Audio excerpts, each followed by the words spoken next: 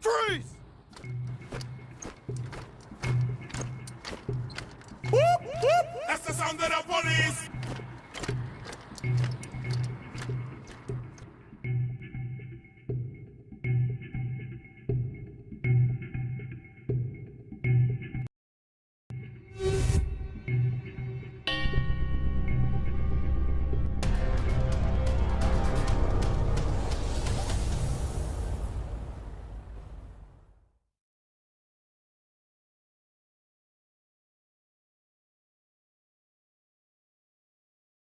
Hey everybody, welcome to an official nestigation. We are nestigating. We have things to nestigate. Yes, we do. So, wow. A lot, I found out quite a bit. I think Skunk Major said that you had also Googled some things, so I'm very curious to see what you may have as well. This is a lot. This is a lot. It's your first Civil Owl Patrol. Welcome. Welcome. We do have the emojis over here. So if you are a member, be sure to check out your cop badge. That's Civil Owl Patrol. And your handcuffs. We have handcuffs. We're always prepared. We do, when we're on patrol, we do usually wear a sports bra that's bulletproof. And yeah. We got a lot going on over here. Yeah, we do. Okay.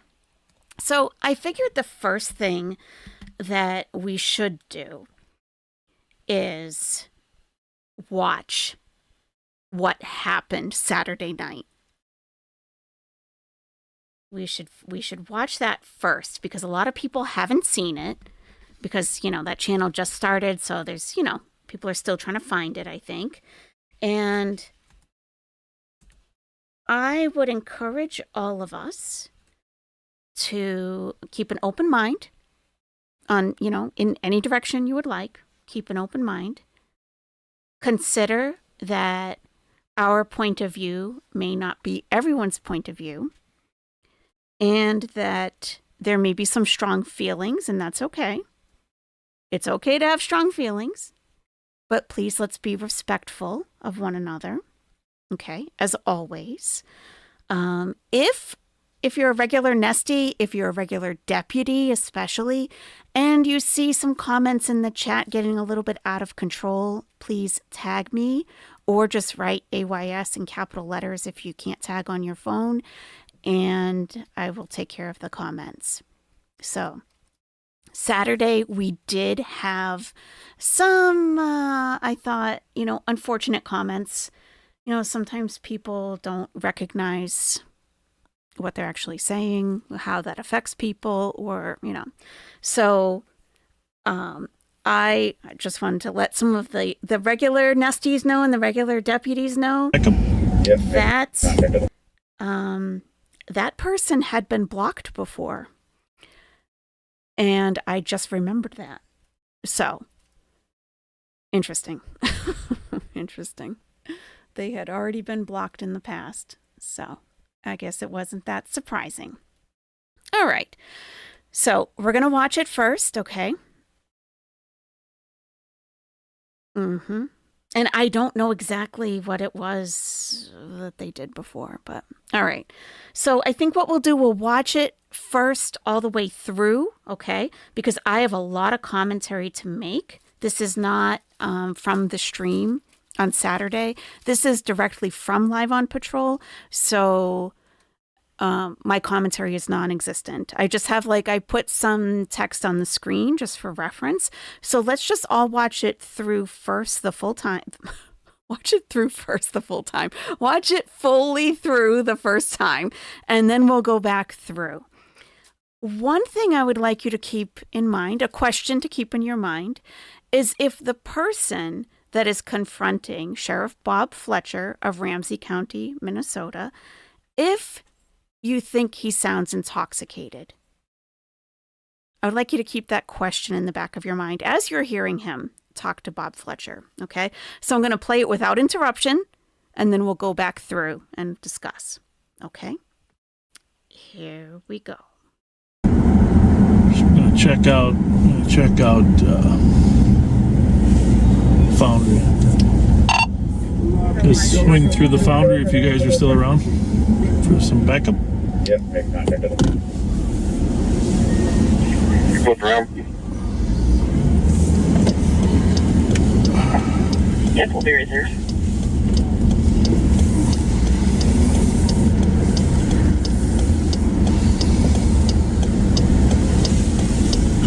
Let's see what's happening at the Foundry bar. 665. I can take it whenever you want. How's everything? See, some people are smiling, waving, and others got this grumpy look on their face, like, what the cops doing here? Well, we're not used to seeing cops in all cities as often as they might see us here. 125, just for response info, the males that just arrived on scene are family members of the arrestee. Pardon me? Let's get out of here. Why is that? Because you don't belong up here. Well, I'm going to call for reinforcements then. No, Send some more cars over here because they're saying they don't like me. You didn't mean that, did you? Huh? Huh? He definitely be on bullshit. He threw my case out. Racist as fuck. I got hit as a pedestrian by a white dude. This dude threw it out, bro. What are you He's a talking about? sheriff. What are you talking about? What case? My case. Where did it happen? It happened right off of Johnson Parkway. And I called you specifically and I told you this happened about 2. I said, man, you said you hit his window. Of course I hit his window. He ran me over. I had a fucking. I'm about to sue you guys. I didn't throw your case out. That's up to the county. Bob Fletcher. Yeah, I know, but Bob Fletcher. It's up to the and county. You know why you closed my case? Because you fucking retired. Well, I know who I am. I know who I am. I know who you is, and I'm not retired. Like, racist as fuck, and I know what I'm talking about. I'm sure that's. Hell yeah, he threw my case out. I'm walking my dog, and I get hit by a white dude, a white pedestrian. This is Medic, the 2014 Don't know Stratford from nowhere. Avenue. He's a witness. He says this shit. This guy sits there and says, "Oh man," he put on the report. You got up and hit his window, so it wasn't me. We couldn't figure nothing out when we do the thing and threw the fucking case out because you wanted to retire. It wasn't me. This was like 3 years ago when the pandemic started. This motherfucker know what I'm talking about. It wasn't me. And then I do my research. Now this motherfucker's a sheriff. Yeah. I've been waiting to run into this motherfucker. He do this shit on the YouTube. Put me on the YouTube. Racist motherfucker. Nigga, I got a lawsuit against you. Nigga, my motherfucking dog got hurt. My motherfucking ACL got torn. Wasn't you me. threw my fucking case out. Bob. Wasn't me. Yeah, it was you. Nope. Go do some research on that. And I'm gonna see you next time. And then you owe me an apology. Like, yeah, I did. What's your name? Just listen. I don't gotta give you my name. How am I gonna figure out? How am I gonna do research? Listen, when you pull up that case, you're gonna know. It ain't too many cases that happen right there. When I go downtown and I gotta look up that file, I have to give you the street. Yeah, but I don't write reports. I don't write reports. These guys write reports. You was over the case. You threw it out because you wanted to retire. No, I didn't. I didn't retire. Obviously, I didn't retire. Yeah, the fuck you did. You went from St. Paul to fucking sheriff. Yeah. So you when my case happened, you was with St. Paul. Really? You were retired from St. Paul. I retired and you in became there a in fucking sheriff. 2013. So it couldn't have been 2 years ago. So you know what I'm gonna do? Because Yeah. I'm a man of my word. Yeah, I'm gonna go down there on Monday. Yeah. I'm gonna find you. Come to see me. I'm gonna come see you and I'm gonna show you this shit. I You would gonna like owe to me see an it apology, because it ain't no way in hell. And I never forget. I told you just like this. I got on the phone with you. I said, "Hey man, the pedestrian's always right." You said the pedestrian's never right. You're racist as fuck, bro. I got hit with a fucking dog walking my kids, and you threw that shit. Wasn't out. me. It was I'm you. not saying that you're wrong. Wasn't but me. He has not retired. He's been at the sheriff's office. No, so he was before he was sheriff. He was with St. Paul. Yeah, but 2013 Yeah, but I like retired 2 there. years ago, Hotel Yankee X-ray. That's my own. It's possible that you saw my name on a document, but I didn't write it. Nah, I threw my shit out. I've been waiting to run into you for years, bro. My ACL is jittery. I naturally let this shit heal. I've been waiting to run into you for years. Well, you know what? I've been watching your YouTube videos. That's some You bullshit. got the wrong guy. I don't. Well, But get- listen, when I go down there, it says it was Bob Fletcher over the fucking case. Sorry. No. I know what I'm talking about, bro. It's a lack of knowledge. I would have sued the fuck out of y'all. I appreciate You said what? You think it could have been 10 years ago? County attorney, John What Toy. was that? He's in the Listen, did you hear what I said? Just listen and stop being an asshole. I said, Oh, that isn't very I nice. said lack of knowledge. If I didn't have the lack of knowledge, I would have sued the fuck out of him. What the fuck are you talking about? Shut the fuck up and listen. And I said if I didn't have lack of knowledge, I would have sued him. Shut the fuck up. You telling me about? No, I'm free to have a freedom of speech. What you gonna do? What you gonna do? Here's the thing. Conduct, $50 bucks, shut the fuck up. It's a freedom of speech. This motherfucker threw my case out, and I got the right to tell him about himself. He wanna act like he's giving justice. I know You're what not you're giving talking shit, about. bro. You've already told me now. Racist as Oh, you fuck. already told me. But you racist. And I'm gonna stand on that. And I told you, I'm gonna pull You're up the to only your office. person I know that thinks I'm racist, right No, there. hell That's no. the only person I know.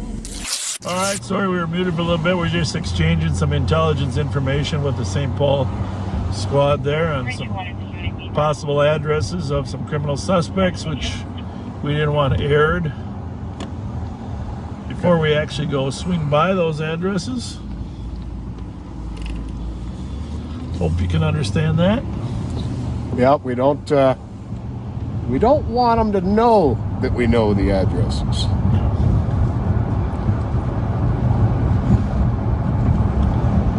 100 years ago, though, we would have just told them, okay, son, you got till sundown to get out of town.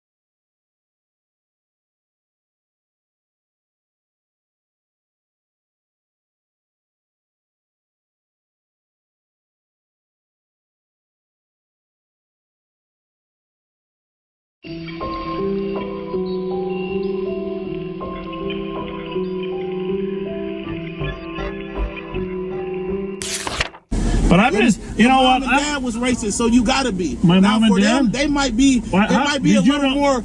Oh, they not with it, did but you they know still my got mom? it in them. But Did you know my mom? Peer. You're peer. Did you know my mom and dad? No, I know your mom and dad didn't like black people. How do you And know you're like that? 70 years old. You think slavery was that long ago? Shut the fuck up. What y'all talking about? Let's be honest, Just bro. like you, I can talk as much as I We want. having a real conversation. We ain't gonna be. We're not gonna be biased. We're not gonna. We gonna go home. You can go home. We having a conversation. I don't know. Absolutely. This early? Yeah, it's over with. Go home. Everybody go home. Bro, you know I've been waiting for this. I got hit with walking my dog. This motherfucker threw my case out, boy. And you know I'm you down there remember a trying to, cop. I gotta pay for these files, bro. I gotta pay to get these files, You bro. remember a cop. I don't. You know that, bro. I don't forget shit, bro. I'm getting in my car with my drink on. Put me on your YouTube. It wasn't me. Put me on your YouTube, Wasn't Bob, so me. you can remember my face. Do what you want. Are we going home now or what? So I gotta go talk to the manager about him attending Foundry, or what am I doing? Who? Oh, school? About who attending? You, because you Go talk to him. you don't reflect well on his. So what do me telling you about my case got to do with the You've Foundry? told me 12 times you've used a lot of What do swear that have words. to do with the Foundry? So go tell him. What are you? So if you think you got so you so white privilege, go in there and tell him you need to ban me from the Foundry. So since you're so much white I tell you privilege, what does go that do got that. to do with white because privilege? what the fuck do with the Foundry got to do with me talking to you about my case? Well, you're not just said- talking. You're I'm talking creating a to you about- disturbance. I'm talking to you about my You're case. creating it. I'm What are talking you to you saying about about your my case? case. You haven't said one fucking thing about your case Yes, I that did. made any sense. You How made come I no did? You sense threw it out. because I didn't write the case. So when I I didn't come throw it to out. you on Monday, You you're didn't gonna make give me one apology. fucking bit of sense. gonna see, Bob. You are not. You are. That made gonna see, zero Bob. sense. We're gonna see, Bob. Perfect. We're gonna see. Well, go prove it. I'm gonna prove it. Go I'm gonna prove pull it. up on your ass. Go prove it. You pull that YouTube camera out when we do it. I'll do that. I'll do that. Embarrass your ass. You've made no fucking sense to me. We gonna see, Bob. Okay, see, Bob. I'm looking forward to seeing it. All right, Bob. Why would you have all these police pull up? No, y'all go. Because of you.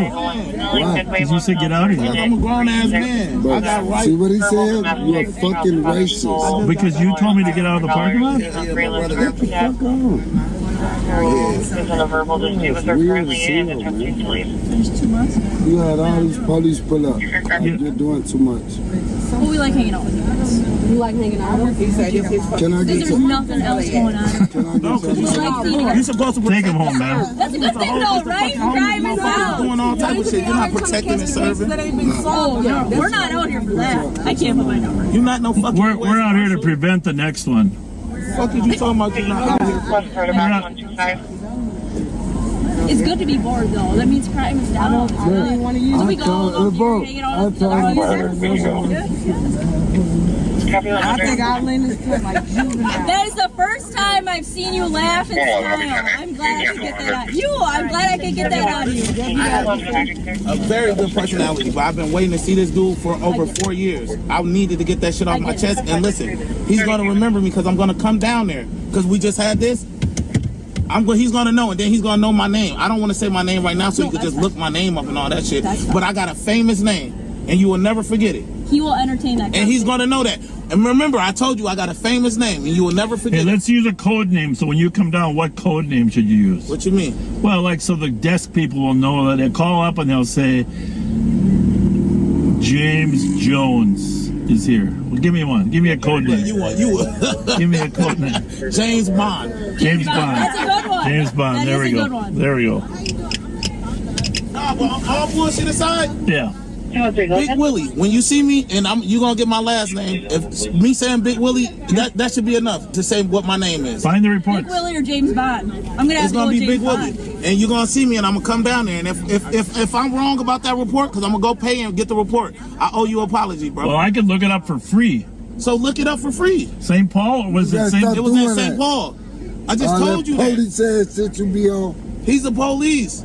He is the police, but you gotta stop that, Bob. Stopping into the Foundry?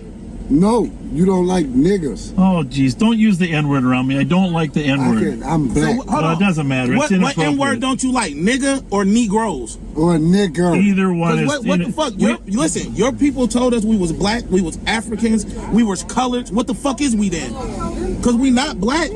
You never seen not one black person. Make it make sense. We don't call you Europeans. Right. We don't call you guys Europeans. I don't have. But guess what? That's another subject. We ain't gonna do that tonight. I got you. We ain't gonna do that tonight. Coming out Monday though? I'm coming. I'll be there Monday for sure. Not Monday, Tuesday. Not Monday or Tuesday. Huh? Not Monday or Tuesday. Yeah. I'll be down there too. Hey, I had a question.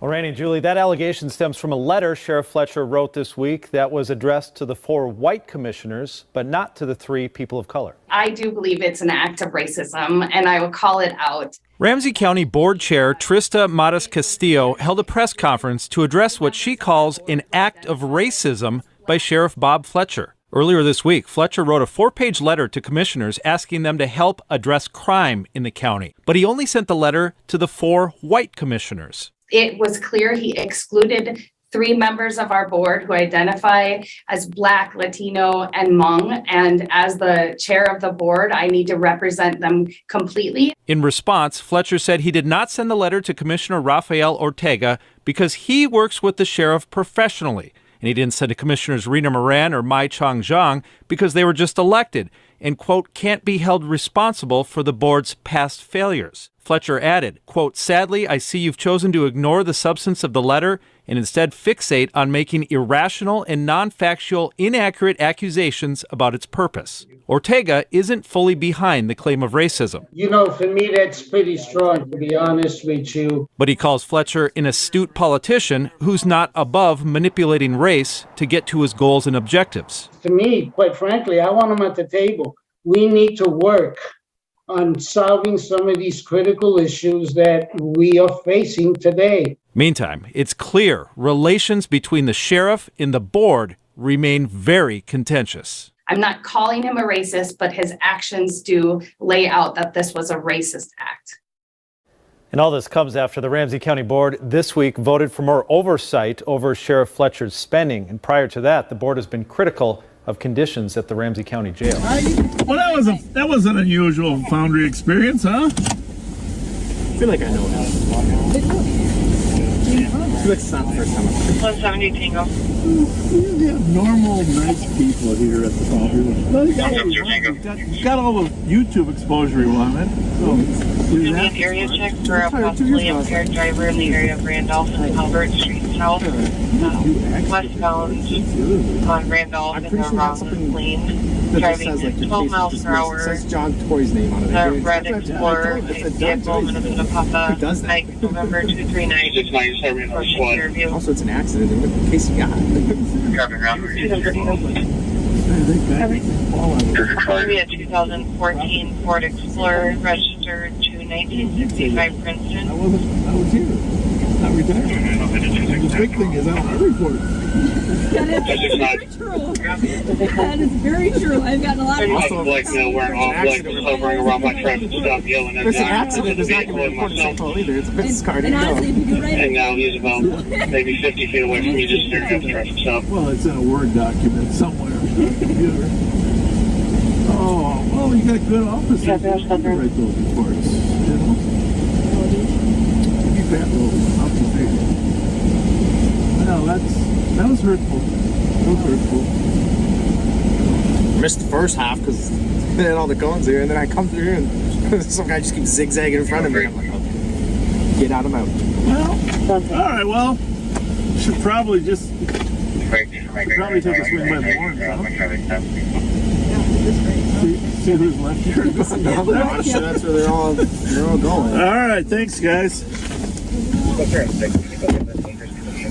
Well, after that, I'll send it to Pat. Well, that wasn't a very pleasant encounter. Never met that guy before, but apparently he thinks I dismissed a case, which I don't have the authority to dismiss cases. And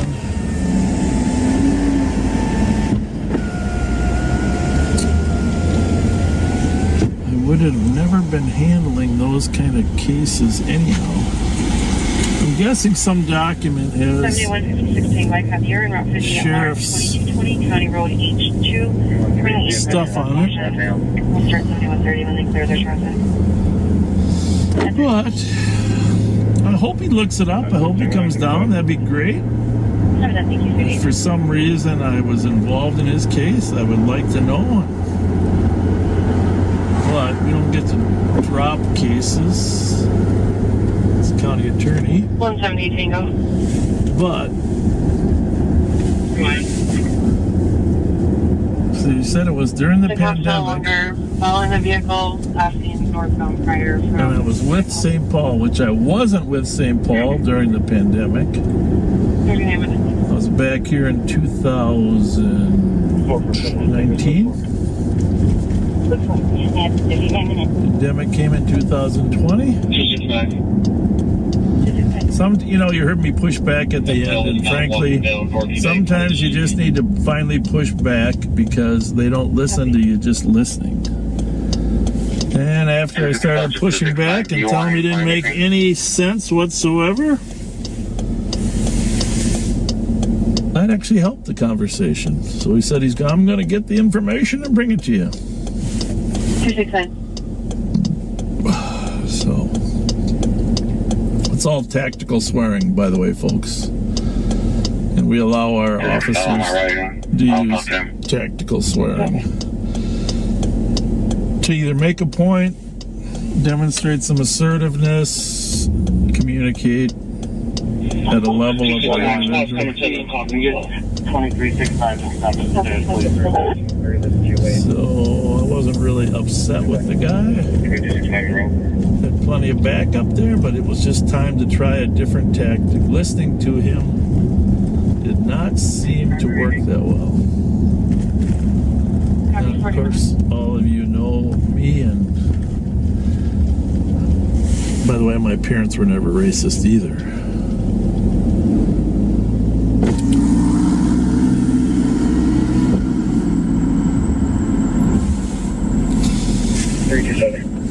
I almost pulled out my old Somali proverb. Get to know me before you judge me.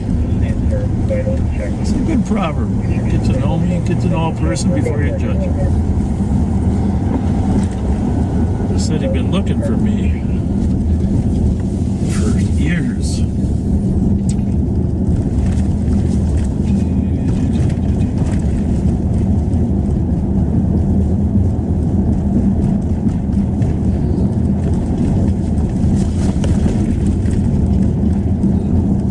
Send you the pat in a few minutes for some shout outs. Just gonna do a run by Bourne's Bar, make sure all is calm there.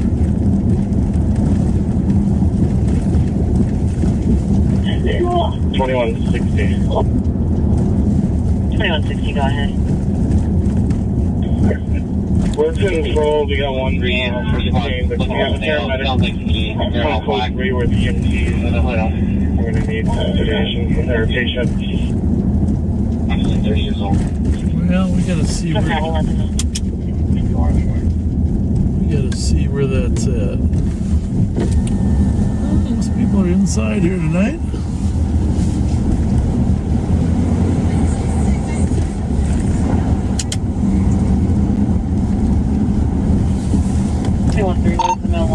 Pat, I'm gonna send it over to you now. Sounds like faulty. Sounds good.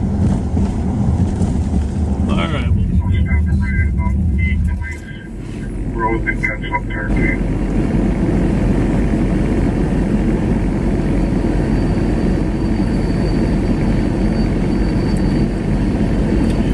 Well, hey folks, this is Deputy Pat Scott. I'm going to do a few shout outs here.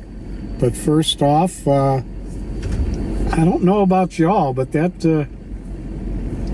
guy who seemed rather intoxicated and rather obnoxious gave me kind of a headache. Holy smokes. But the man has issues.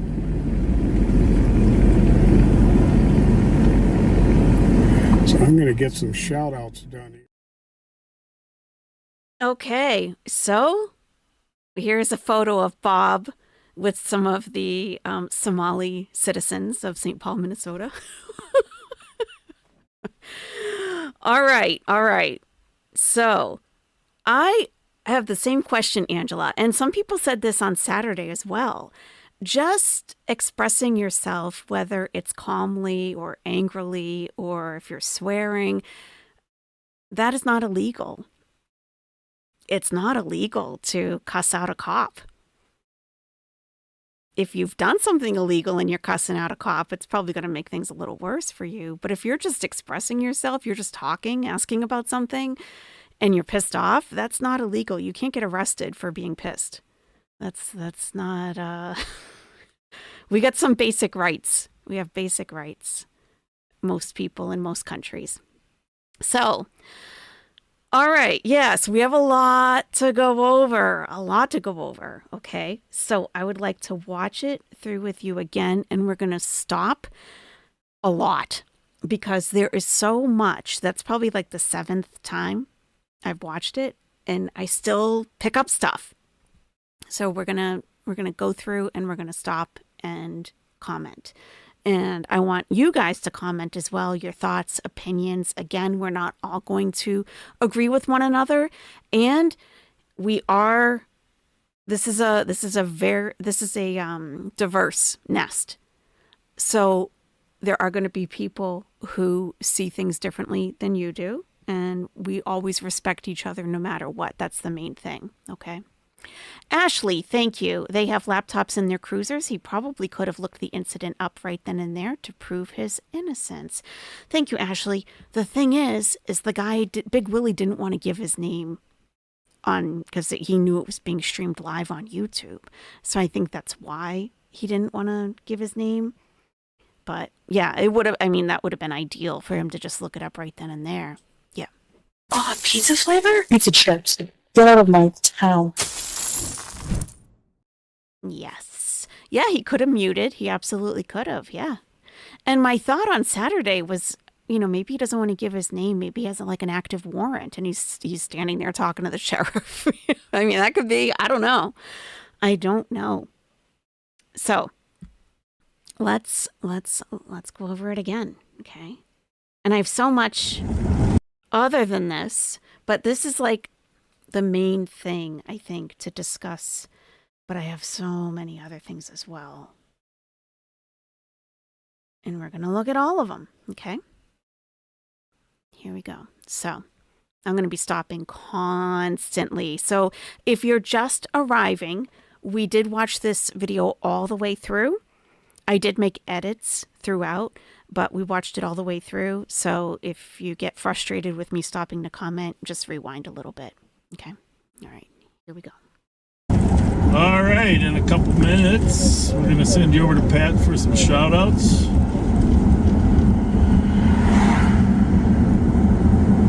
Check out Foundry. My first question is, why is he going to the Foundry? This is a local, it's like a neighborhood bar. They have bingo night there. They have arcade games. It's just like a neighborhood place. And, they serve some food. And this is a private business. This is private property. Why is he swinging by the Foundry? There was no call that we heard that there was a disturbance at the Foundry. There was no complaint that we know of. Why are they just going by to check it out and hanging out in their parking lot? That's my first question. Swing through the Foundry if you guys are still around for some backup. Yep. Exactly, Angela. And why is he immediately making sure there is backup available? The place is quiet. Does he usually speak like this with a lack of consonants? I hadn't noticed, but yes, he does normally speak like that. You thought Bob was black? Oh, well, he's the guy in the middle. He's the guy in the suit. No. Yeah. You think he saw someone in the parking lot? You think so. And calling for backup. Okay. But if he saw someone in the parking lot that maybe he wanted to discuss about a crime or apprehend for something, he never got around to that. He never got to that. So why is he there? That's my first question. Flip around. Yep, we'll be right there.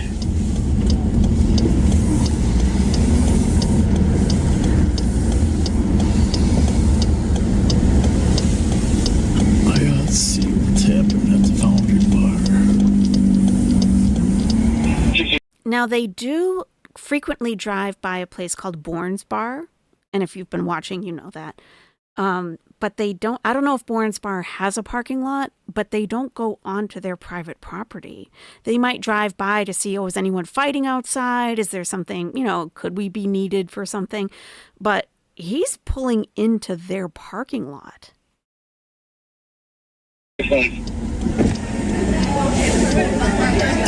No, there was no call that we know of. How's everything? See, some people are smiling, waving, and others got this grumpy look on their face, like, what the cops doing here? Well, we're not used to seeing cops in all cities as often as they might see us here. 125, just for response info, the males that just arrived on scene are family members of the arrestee. Pardon me? Let's get out of here. Why is that? Because you don't belong up. Well, I'm going to call for reinforcements then. Send some more cars over here because they're saying they don't like me. Calling for reinforcements because they say, you don't belong here. You need to get out of here. I know why they're saying that. I think it's most likely justified. Why is he pulling up there? And Bob says, I'm going to call for reinforcements because you don't want me here? Really? You didn't mean that, did you? Huh? Huh? You didn't mean that. Now that I have reinforcements coming, now that I have backup on the way, you didn't mean that to say, you don't belong here? Oh, do you want to backtrack now that I have other law enforcement on the way? Like what? Exactly. He's already escalating it. I totally agree, Angela. Taunting. Right. He definitely be on bullshit. He threw my case out. Racist as fuck. I got hit as a pedestrian by a white dude. This dude threw it out, bro. What are you talking about? What are you talking about? What case? My case. Where did it happen? It happened right off of Johnson Parkway. And I called you specifically and I told you this happened about 2. I said, man, you said you hit his window. Of course I hit his window. He ran me over. I had a fucking. I'm about to sue you guys. I didn't throw your case out. That's up to the county. Bob Fletcher. Yeah, Bob Fletcher. It's up to the county. You know why you closed my case? Because you fucking retired. Well, I know who I am. I know who I am. I know who you is, and I'm not retired. Racist as fuck. And I know what I'm talking about. I'm sure that's. Yeah, he threw my case out. I'm walking my dog, and I get hit by a white dude, a white pedestrian across the street. Don't know from nowhere. Okay, so the closed captioning is definitely a little bit off. But he says, I was walking across the street. I was walking with my dog. And I got hit by a white dude. So he was the pedestrian. A car hit him. I want to show you also what it looks like from the outside of the Foundry. Like what this actually looks like here. And I think that tells a story in itself. Like, what was Bob doing? Sorry for the black screen. Okay, so we're street view. Okay, this is the Foundry from the street, from the main street. Okay. So he's coming from this direction. Oh, we're nestigating. We are nestigating. Okay. So he's coming from this direction towards the Foundry. And he's like, oh, I'm gonna give it over to Pat for his stupid ass shout outs. But in the meantime, let's check out the Foundry. Is anyone available for backup? Okay, so you can have, look at this clear view of the parking lot. You can see the entire parking lot. So he's driving by. Oh, I'm going to pull into the Foundry. You can see the entire parking lot. Okay. When I pulled this up on the map, I was like, oh, this is not like, oh, maybe there's like nefarious activity in like this corner of a parking lot that is like hidden away. Look how open it is. Ridiculous. Okay. So the front door is on the corner. It's directly on the corner. So Bob turns down here and immediately turns into the parking lot. Private property. Why? That's my other question. Why?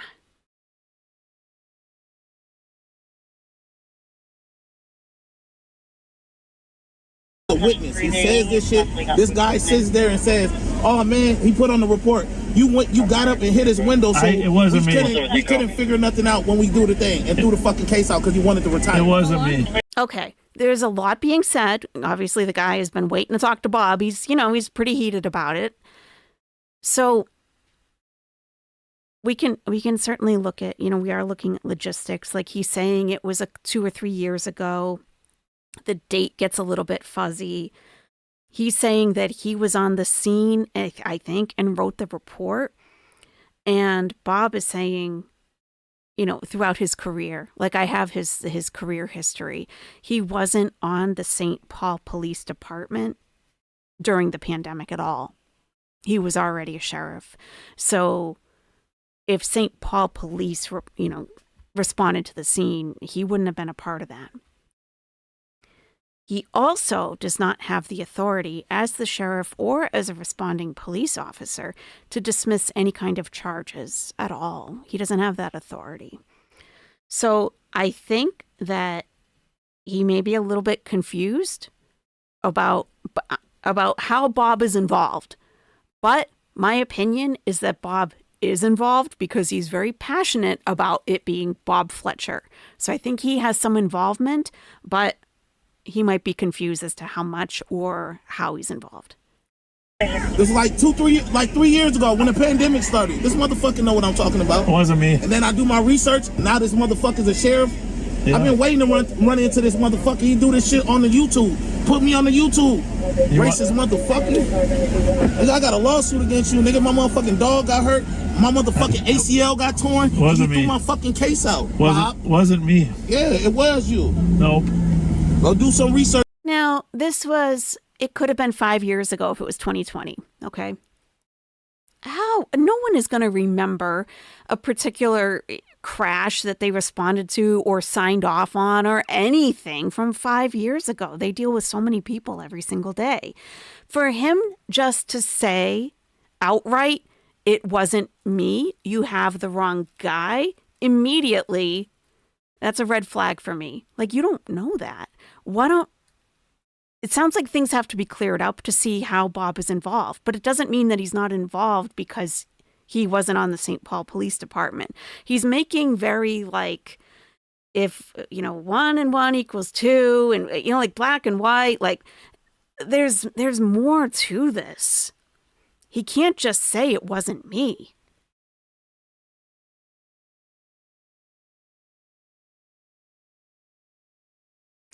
$2013? No. At first he said it was 2 or 3 years ago. Then he says it was right at the beginning of the pandemic, which was in 2020.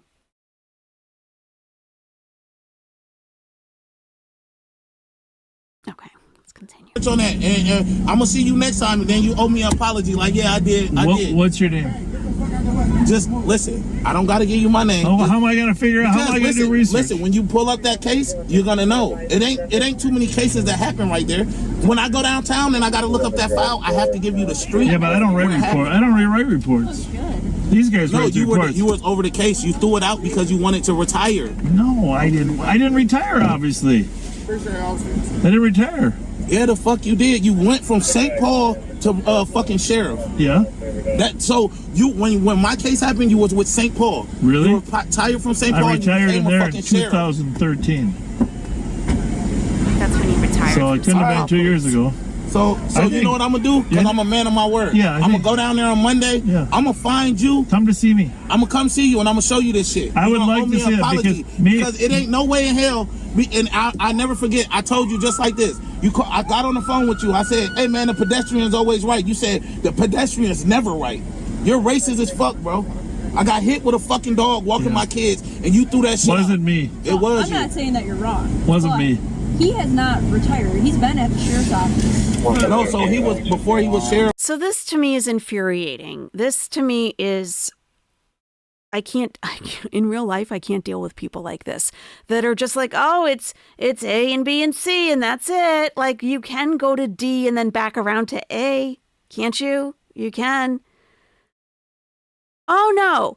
Because Bob wasn't on the St. Paul Police Department, that means that he had no involvement at all. Semantics. Thank you, Toasty. Oh, no, couldn't have been him. And Nikki Sparks, what are you doing? Piping up. Oh, couldn't have been him. No, he wasn't retired. No, wasn't him. Okay, aside from all of that, you have a citizen with an issue. You have a citizen with an issue, either with St. Paul Police, maybe Ramsey County. Don't you want to? You're out here for community engagement, aren't you? Isn't that the whole point of Live on Patrol? Community engagement. Why don't you talk to the guy, take down his information, have him write it down? Like, I'm going to have someone contact you about this. Take it back to the station, whatever. Have someone call him on Monday. Like, why is this? Nope, wasn't him. Nope, couldn't have been him. Nope, wasn't him. He was with St. Paul. Yeah, but 2013 I retired there. That's my only.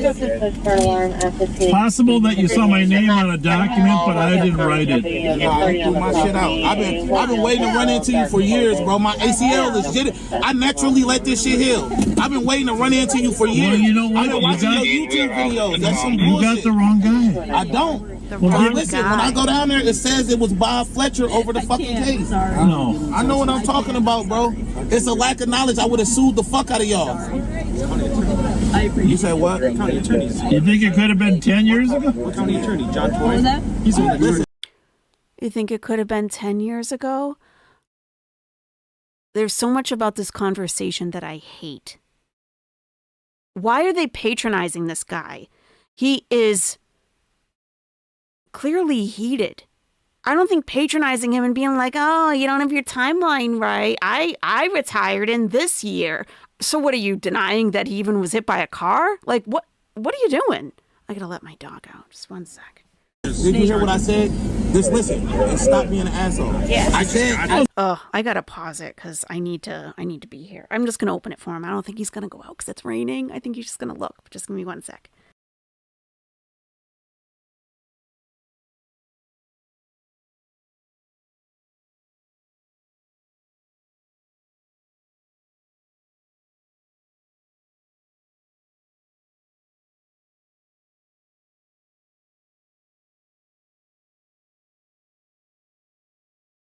Okay, thank you. So he's like, listen to me.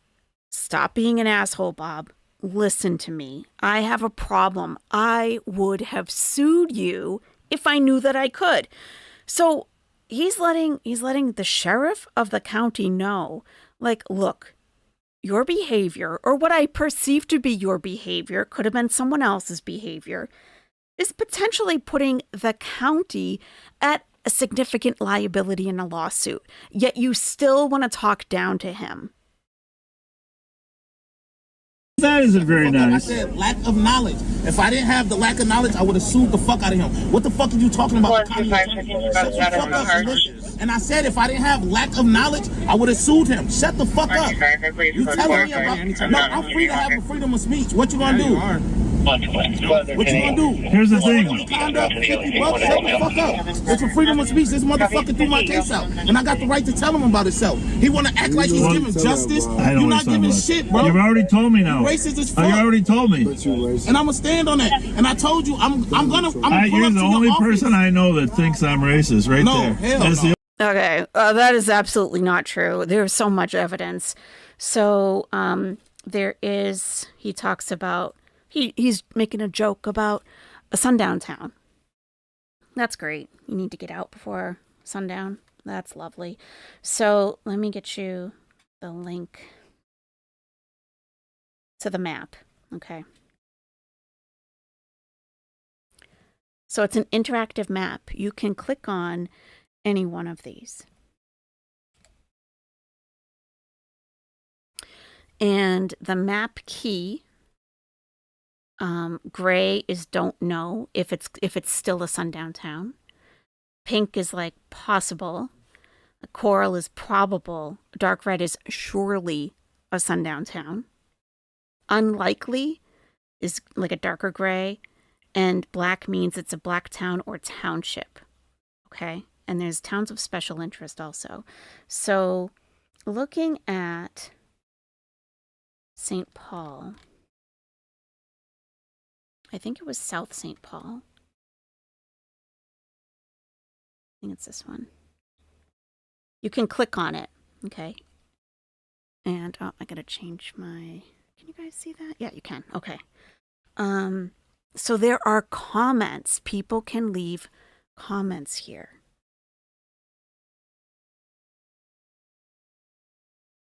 So, let me just make this way bigger. Okay. So it gives you some facts, basically, about the town, South St. Paul. So basic information. It's a suburb. Other unions, organized labor. Okay, sundown town status, South St. Paul. Sundown town in the past? Possible. Was there an ordinance? Perhaps there's some oral evidence. Was there a physical sign? Don't know. A physical sign. All right. Main ethnic group unknown. Groups excluded Black and Asian. And then we have comments from the public here.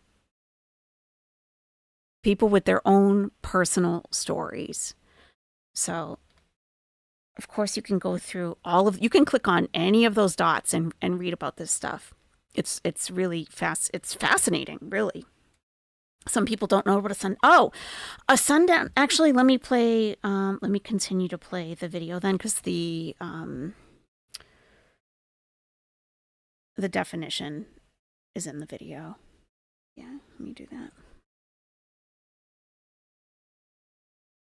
Intelligence information with the St. Paul squad there on some possible addresses of some criminal suspects, which we didn't want aired before we actually go swing by those addresses. Hope you can understand that. Yep, we don't want them to know that we know the addresses.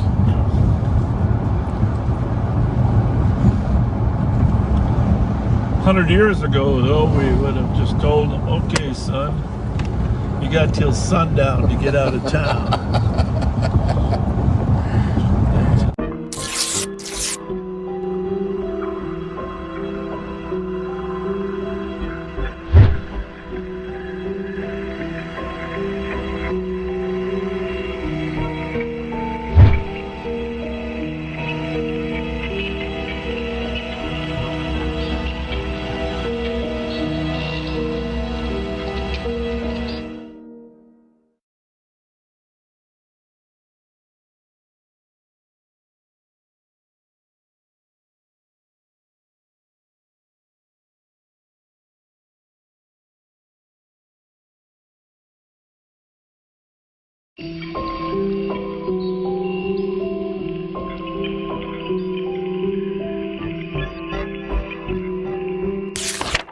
But I'm just, you know what? My dad was racist, so you gotta be. My mom and Okay. I'm sorry. I should have let that play a little more. Yeah, a sundown town. That is the definition of a sundown town.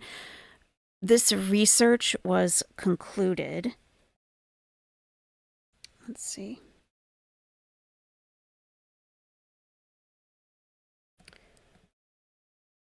The man who did all of the research passed away, unfortunately. This is a website, History and Social Justice and Sundown Towns. And he wrote a book on it too, Sundown Towns. So, what was I going to say? There are some illustrations. Okay, early sundown town illustrations. Mass meeting of the citizens of this place and vicinity will be held at Darby's Hall on Sunday, January 31st at 2:00 p.m. to devise some lawful means of ridding Crescent City of Chinese. And then later on, as sundown towns were gaining popularity, we want white tenants in our community. So yeah, real funny, Bob. Real funny. Oh yeah, get out of here before sundown. That's funny. Funny. Whites demonstrated to keep Cuyahoga Falls all white. We intend to keep this neighborhood white. Out with NAACP. We want this N-word moved. So this is very well documented. Here's one. Referring to Japanese people. Don't let the sun set on you here. Keep moving. This is Rose Hill. There were some towns that had a siren that would be set off like 6 p.m. so that anyone who wasn't white was warned to leave town. Is this still happening? Yes, it is. It is. It's not going to be written in the laws that, that certain people can't live in a community. It's not going to be explicitly stated anywhere. But in some of these communities, it is known amongst everybody against... what's not correct, Tony D? It's known amongst all the white people. Like realtors, we don't sell homes to black people. We don't rent apartments to black people. If you, and there's a specific story in South St. Paul where they're talking about you can work there, but you can't live there. Okay. Passed around a petition. Yeah, let me read this one. According to a former resident, oops, so you can see it. According to a former resident, I understand that there were people of color in the workforce. The father of my best friend worked in the stockyards for many years. This is South St. Paul. He stated that there was some sort of understanding between the stockyards, packing plants, and the city of South Paul that the former were allowed to hire minorities as long as these employees didn't reside in South St. Paul. I do know that our neighbors tried to keep us from moving in by passing around a petition. My father's Army and National Guard buddies, who were white, rallied around him, though, allowing us to move in. So it's definitely still a thing. I encourage you to check out the map. There's a link in the chat. There's also a link in the description on Civil Owl Patrol. It's quite. There's a lot there. A lot there. So. For them, they might be. It might be a little more. Oh, they not with it, but they still got it in them. But did you know my mom? You're peer. Did you know my mom and dad? No, I know your mom and dad didn't like black people. How do you know that? Like 70 years old. You think slavery was that long ago? Shut the fuck up. What is y'all talking about? Let's be honest, just bro. like you, I can talk as much as I want. We're having a real conversation. We're not gonna be bygones. We're not gonna be. You can go home. We're having a conversation. I don't know. Absolutely. This early? Yeah, it's over with. Go home. Everybody go home. Bro, you know I've been waiting for this. I got hit with walking my dog. This motherfucker threw my case out, boy. And you know you remember a cop. I gotta pay for these files, bro. I gotta pay to get these files, you bro. remember a cop. I don't. You know that, bro. I don't forget shit, bro. I'm getting in my car with my drink on. Put me on your YouTube. Wasn't me. Put me on your YouTube. Wasn't so me. you can remember my face. Do what you want. Are we going home now or what? So I gotta go talk to the manager about him attending Foundry, or what am I doing? Who? Oh, school. So now he's being threatened. Do I have to go talk to the owner of the Foundry where you spent your evening to prevent you from coming back here? What? Fletcher is the one who pulled into this private parking lot, rolled down his window, hey, blah, blah, blah, blah, blah, blah. And they're like, oh, Bob Fletcher, yeah, you threw out my case.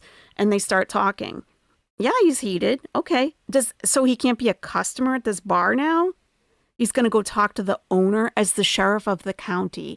You got to remember his position of power also. He's the county sheriff.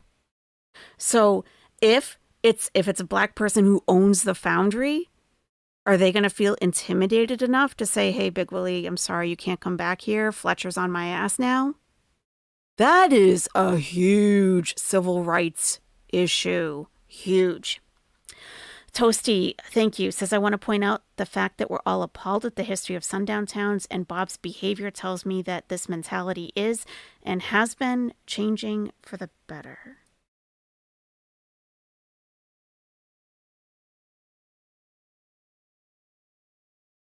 Okay, we're appalled at the history of it, and we're appalled at Bob's behavior. Okay.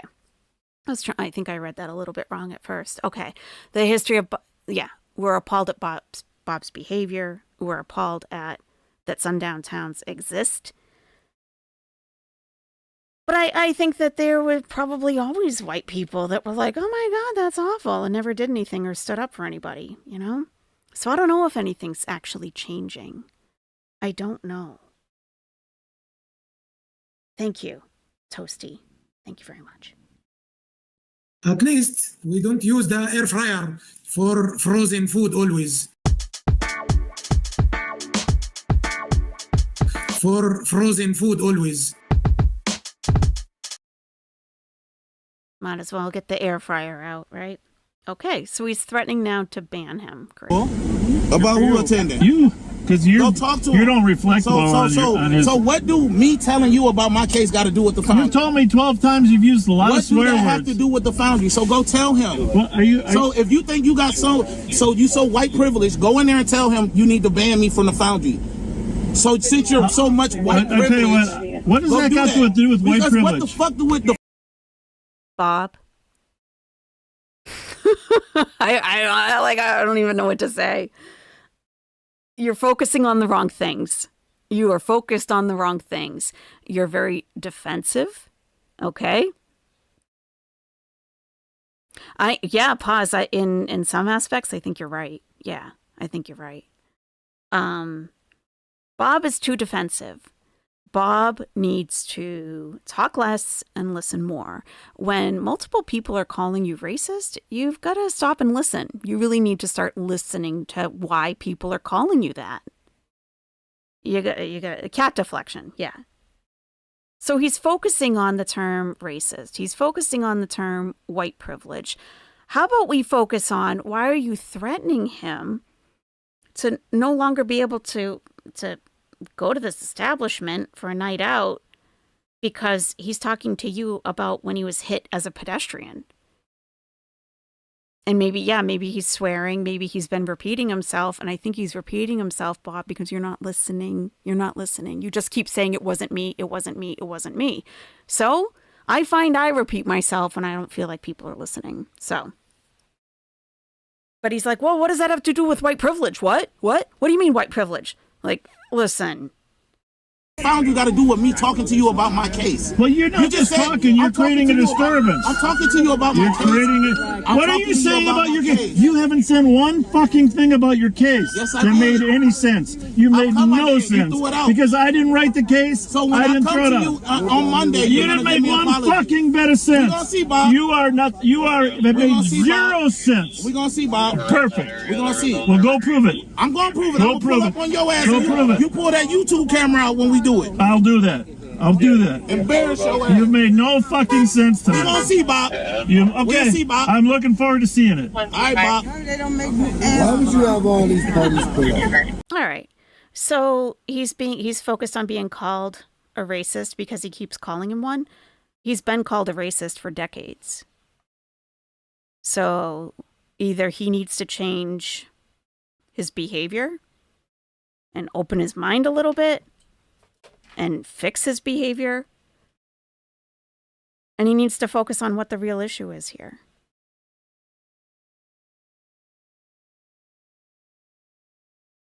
So racism will come into it when someone feels systematically oppressed. It's going to come up no matter what the issue is. It's going to come up. When you have a white guy in position of authority saying, it wasn't me, I didn't have anything to do with your case, and I'm going to get you banned because you're yelling at me in the parking lot that I pulled into unprovoked. So I don't think that he's using race to push buttons. I think that he's very heated about what happened, and I think it needs to be cleared up, definitely. I don't think that he's trying to verbally attack Bob for literally no reason. There is a reason, and I think he got some of the facts wrong, but I think if it had been handled differently, they could have sorted it out a little bit more to truly de-escalate it. And Bob is sitting here getting very defensive. So Jada Potato, you feel that, I don't want to put words in your mouth, you're saying file a complaint. He's talking to the sheriff directly about the issue. What is he supposed to do? He pulled into the parking lot, he sees him, and he goes over to him.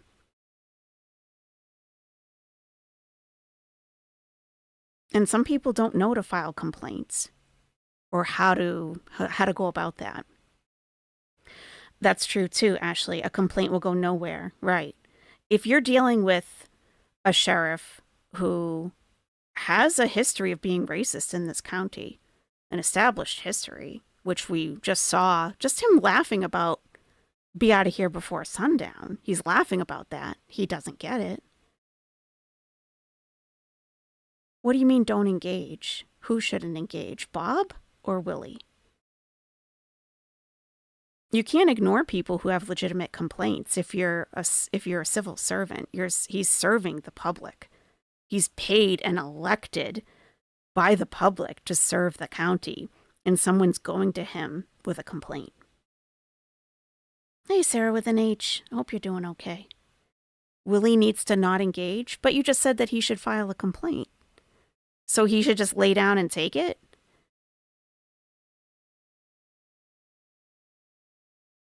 Yeah, more coffee, please. Not engaging works just fine for people who are never affected by racism. Avoiding conflict doesn't solve conflict. It makes it worse, usually. Jokes about Sundown town, then questions white privilege, right? If you had taken the time to listen and actually log the concerns as a complaint and followed up on it, the conversation would have gone much better. I totally agree, Jinxie Bat. And even, I'm just looking at it too, because I've worked like in customer service in the past, years ago. And I've had to de-escalate many a person, okay? Telling them, gaslighting them that my company isn't the problem. It wasn't us, it wasn't us, it wasn't us. And, it wasn't us. You have it wrong.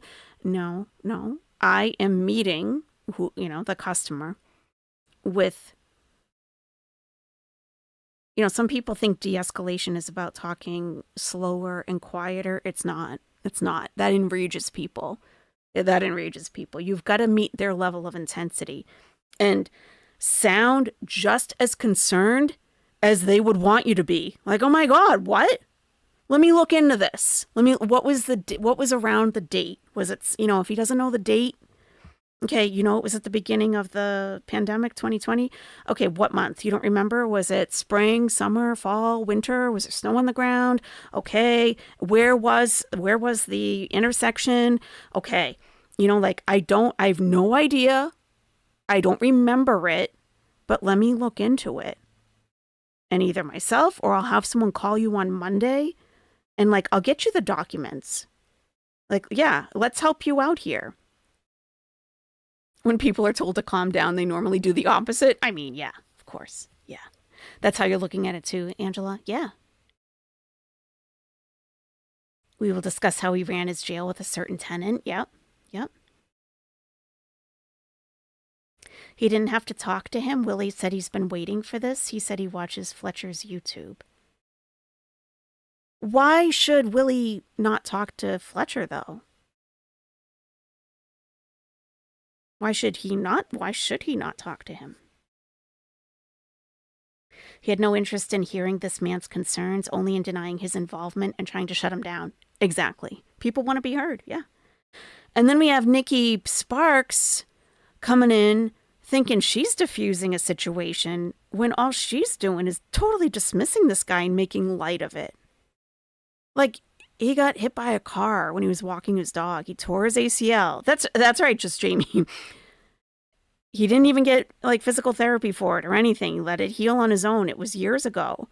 And he thinks Bob Fletcher is the one who's responsible for his case not being pursued. So whether we have the dates right, whether we have, that really doesn't matter. We gotta figure what this is all about. Oh, I think we will be, Ashley. Yeah, we're just getting started. He never once tried to get the details of the incident because Bob knows the exact incident. He might. Fletcher is an elected official, and this man is one of his constituents. Bob is a politician, and if he doesn't want to listen to people, he needs a new job. 100%. Because you know what? He makes all the young ladies listen to him, doesn't he? When he's driving by, talking to the ladies. They have to listen to him. No, y'all go. Because of you. Why? Because you said get out of here. I'm a grown ass man. I got rights. See what he said? You're a fucking racist. Because you told me to get out of the parking lot? Get the fuck on. A verbal dispute with her currently and attempting to leave. You had all these police pull up. You're doing too much. Well, we like hanging out with you. You like hanging out with you? Oh, we pulled in because we like hanging out with you, says Nikki. We like hanging out with you. Oh, yeah, clearly. Clearly you do. You're having a great time, right, Nikki? Mm-hmm. Can I get There's nothing else going on. Can I get some? You're supposed to Take him home, man. That's a good thing, though, right? Willie says you're supposed to protect and serve. Why are you hanging around in a parking lot where there's nothing going on? Like you're trying to instigate something? What are you doing here? Crime is out. doing all type of shit. You're not protecting and serving. Oh, no, we're not out here for that. I can't put my number. You're not no fucking. We're out here to prevent the next one. The next one what? The next one what? What is he talking about? Out here to prevent the next one. And Willie says, what the heck are you talking about? Like, the next pedestrian accident? What are you talking about? Hey, Saban Nation, there are many complaints, yes. It's good to be bored, though. That means crime is down. I really want to use it. So we go out here, hanging out.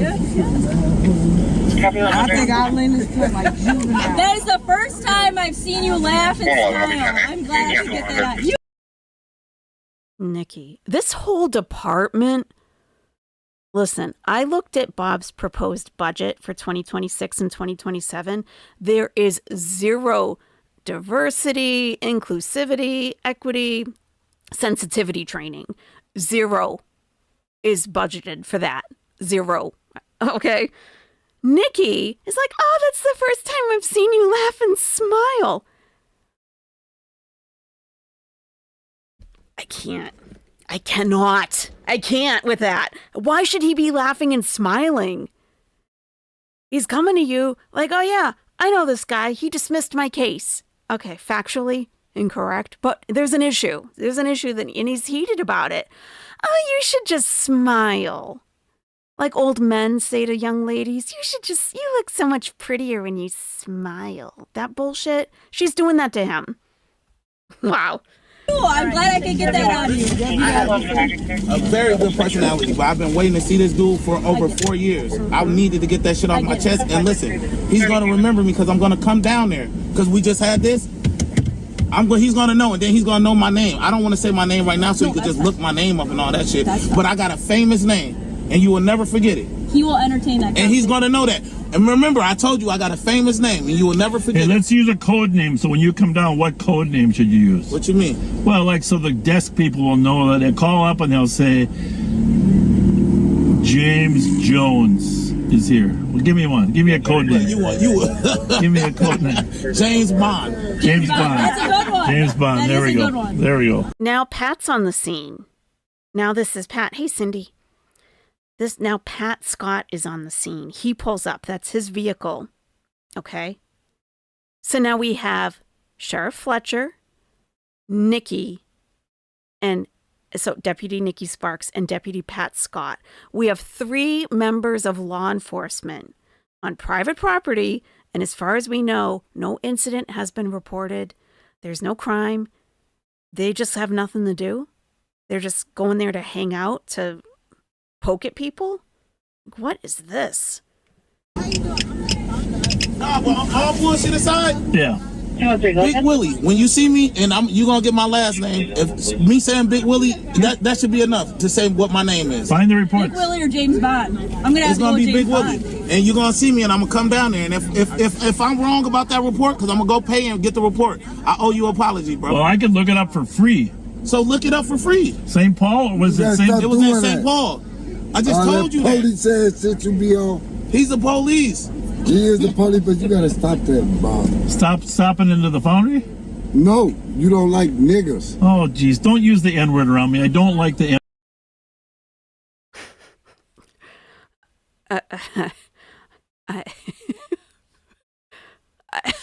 I just like I don't even know how to.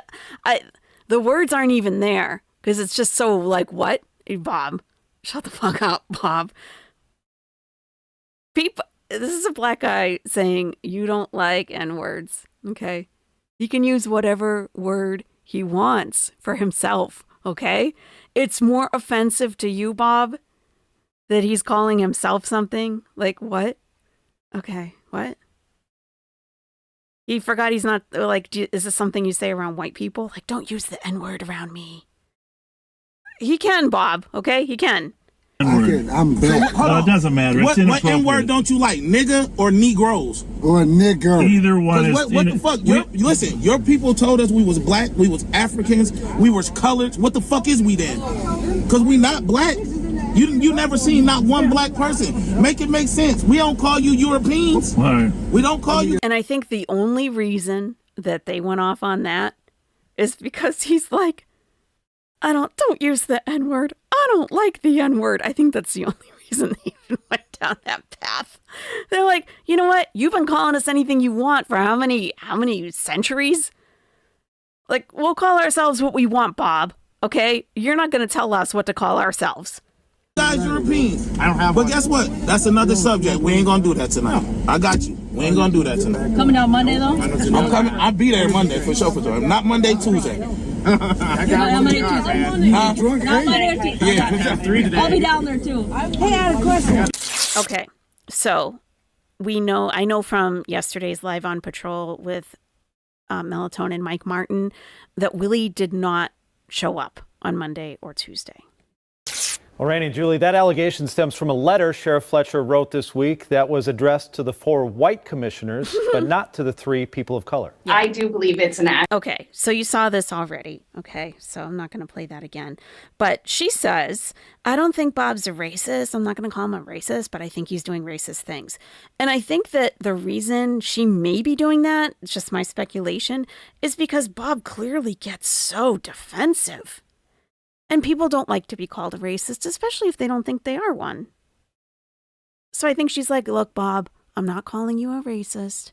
I'm just saying your actions are racist. Well, that was an unusual Foundry experience, huh? I feel like I know that. I feel like it's not the first time. 170 Tango. We have normal, nice people here at the Foundry. Well, you got all the YouTube exposure you wanted. So, Doing an area check for a possibly impaired driver in the area of Randolph and Albert Street South. Westbound on Randolph in the Roslyn Lane. Driving at 12 miles per hour. It says John Toy's name on it. The Red Explorer, vehicle, Minnesota Papa, Mike, November 239. Also, it's an accident. In case you got Driving around. Maybe a 2014 Ford Explorer registered to 1965 Princeton. I was here. Not retired. The big thing is I don't report. That is very true. That is very true. I've gotten a lot of Also, like, wearing all black and hovering around my truck and stuff, yelling at There's an accident. It's not going to be reported so either. It's a business card. So we've got someone else now, okay, a voice that I'm not familiar with. A guy like, oh, it's an accident report and it happened in St. They're still arguing the semantics of the issue. Like, you guys are so worried about being called out for something that you're so quick to defend yourselves and you don't even know what the actual story is. He's about maybe 50 feet away from me, just staring at the truck and stuff. Well, it's in a Word document somewhere on the computer. Oh, well, you got good officers to write those reports, you know? Keep that low. I'll be big. Well, that was hurtful. That was hurtful. That was hurtful. That was hurtful, Bob. That was hurtful. I'm sorry, you're not the victim, Bob.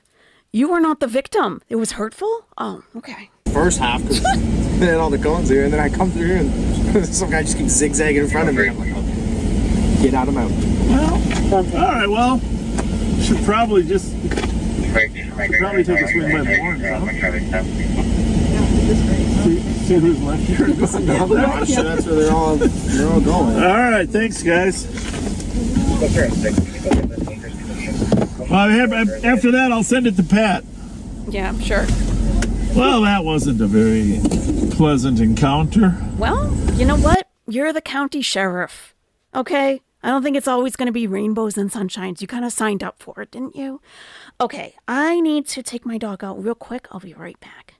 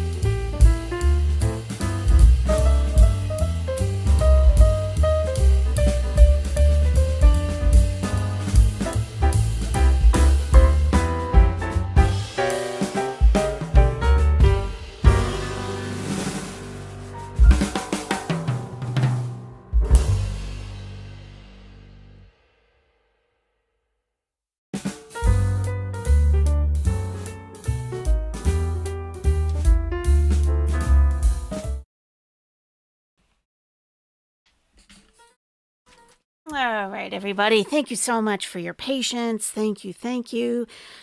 All right. I totally agree, Jinxie Bat. Being uncomfortable is how we grow. I'm glad the Nest is a place where people can have open, sometimes difficult discussions. Yeah. And if you find yourself feeling very uncomfortable during this stream, that might be just a bit of a sign that maybe, it's time to start looking at things, trying to learn from other people's perspectives. Thank you, Skunk Major. Okay. So, all right, let's continue. Never met that guy before, but apparently he thinks I dismissed a case, which I don't have the authority to dismiss cases. Right. But that doesn't mean it wasn't you involved.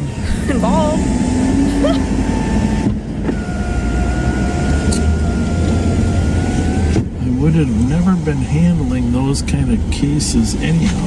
Right. So it wasn't you. I'm guessing some document has 7116 Mike Javier and Route 50 sheriff's 2220 County Road H2. stuff on it. We'll start 7130 when they clear their Maybe it was. But I hope he looks it up. I hope he comes down. That'd be great. If for some reason I was involved in his case, I would like to know. But we don't get to drop cases. It's county attorney. 170 Tango. But so you said it was during the pandemic. Following the vehicle, last seen northbound prior from. And I was with St. Paul, which I wasn't with St. Paul during the pandemic. Okay, we got it, Bob. We know. We got it. Back here in 2019. Okay. Pandemic came in 2020. Wasn't you. We got it. You heard me push back at the end, and frankly, sometimes you just need to finally push back because they don't listen to you just listening. And after I started pushing back and telling me it didn't make any sense whatsoever. Yeah. What he was telling me didn't make any sense whatsoever. Again.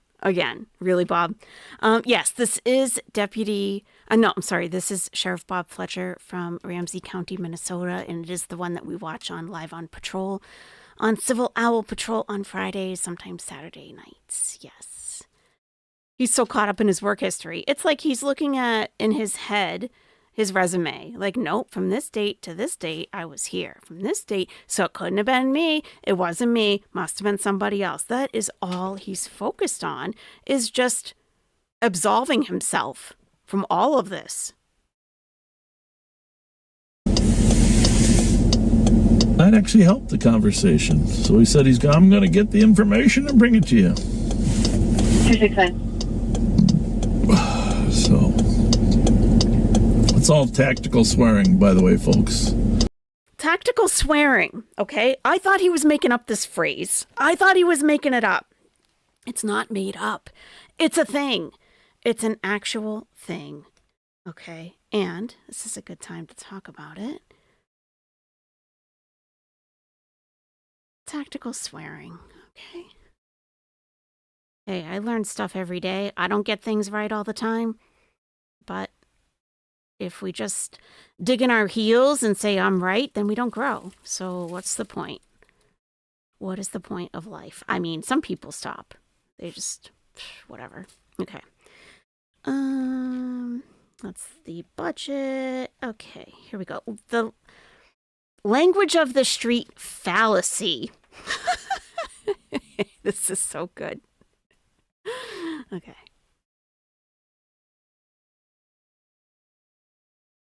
The language of the street. It's a fallacy. Yeah, it's a fallacy. So the link to this consulting group is in the chat. If you happen to be a member of law enforcement, or if you want to recommend some training to law enforcement in your area, this is Dolan Consulting Group, okay? And the language of the street fallacy, they teach courses, okay? And I just highlighted a few things that I wanted to read to you, but I'll get him back on the screen so you're not just looking at a wall of text. So the language of the street refers to profanity and other abrasive language often used by the criminal element in some neighborhoods. While most officers agree that using this language when communicating with the public is inappropriate, some officers and even some supervisory personnel have challenged us on this issue. These individuals argue that people in impoverished, high-crime areas tend not to understand any other type of language, and that using profanity and other coarse language is a way to establish authority when dealing with people in particular areas. We argue that this view is incorrect, calling it the language of the street fallacy. Using such language when engaging in official interaction with a citizen unnecessarily harms the officer's credibility and damages the legitimacy of the law enforcement profession. They talk about the golden rule, like, duh, you're a person, they're a person, treat others how you'd like. You don't want to be sworn at, do you? Imagine a person who fits the stereotype of someone we are often told only understands the language of the street. Imagine a 25-year-old police officer standing in the living room of a 40-year-old man because of loud arguing disturbance call. The 40-year-old man who has been drinking has been having a heated argument with his wife and teenage daughter. The 40-year-old man has only a 7th grade level of formal education, has a past criminal record, and even served 10 years in prison for armed robbery. His employment record is inconsistent, but he is currently employed in a minimum wage job. How fragile is this man's ego? And how important is it to respect this man? How do you think he would feel if the 25-year-old police officer standing in his living room were to say to him in front of his wife and daughter, "Look, asshole, shut up while I'm talking. I'm in charge here, cuz." How enraged could this man get at those remarks? Might he be motivated to act violently toward the officer? Was the officer unnecessarily creating jeopardy by needlessly insulting the man in his own home and in front of his family? The courts today are becoming less likely to support an officer's use of force when it is later determined that the officer's actions needlessly created jeopardy, contributing to the circumstances that required the use of force. Could the officer have been more effective by saying something like, "Whoa, time out, folks. Please let me talk here so we can fix this and I can get out of your business"? This type of a response is what we teach in our course. It's called an emotional appeal, or a statement that subconsciously appeals to the citizen's self-interest, the "what's in it for me" concept. The faster the man lets the officer talk, the faster the officer can leave. There also is no personal insult in this statement that the man feels compelled to address or risk being labeled as a chump by his family members or others within earshot. So there was a study done, nationwide sample of 522 individuals that viewed one version of a video. So a set of scenarios was recorded with a male officer and another set of videos was recorded with a female officer. And the people who watched the videos were asked to indicate if they thought the officer's use of force was appropriate. Okay. Each participant also completed a survey that gathered their demographic area, so age, sex, race, and measured the person's level of trust in the police. The findings revealed that the participants were more likely to believe that the officer's use of force was excessive in the scenario where the officer used profanity. Both individuals who reported high trust of the police and individuals who were skeptical of the police were more likely to believe the use of force was excessive if the officer swore during the interaction. The same was true regardless of whether the participants saw the version with the male or the female officer. The participants' race, sex, or age also had no influence on their responses. In all situations, the participants were more likely to perceive the version involving profanity as excessive, and less likely to perceive the clean version as not excessive. So, also, interesting, it is important to note that the use of force portrayed in all versions of the scenario was lawful and legitimate under the circumstances. It is also important to note that the version using profanity only involved uttering the word F once and did not involve any derogatory insults or threats toward the citizen. Nevertheless, this simple utterance of frustration was enough to sway the opinions of members of the public who viewed the interaction, causing them to be more likely to perceive that the officer's actions were illegitimate and even illegal. And they say that, hey, what if a jury views this? You might be found to be using excessive force if you're over there swearing like Bob was. Okay.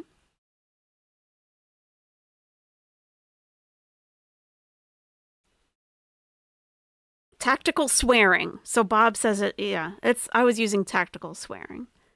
And we allow our officers to use tactical swearing to either make a point, demonstrate some assertiveness, communicate at a level of the individual. So I wasn't really upset with the guy. Had plenty of backup there, but it was just time to try a different tactic. Listening to him did not seem to work that well. And of course, all of you know me, and by the way, my parents were never racist either.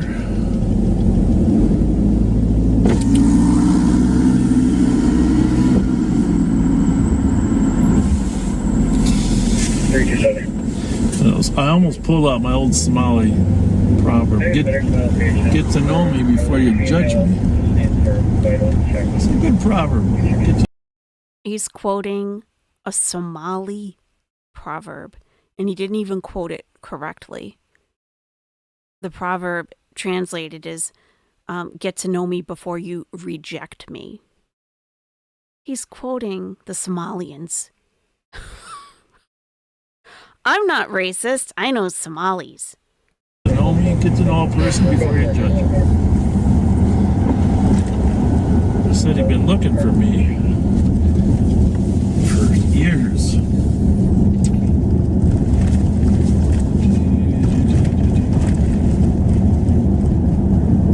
Yeah, don't judge a book by its cover, blah, blah, blah.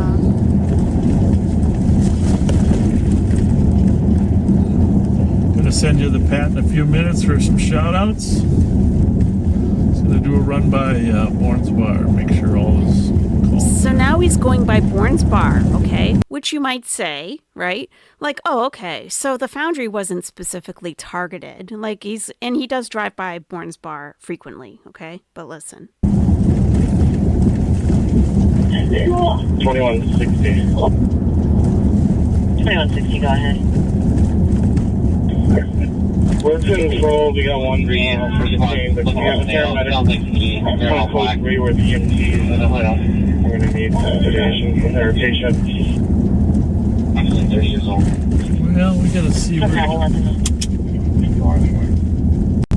see where that's at. Well, most people are inside here tonight.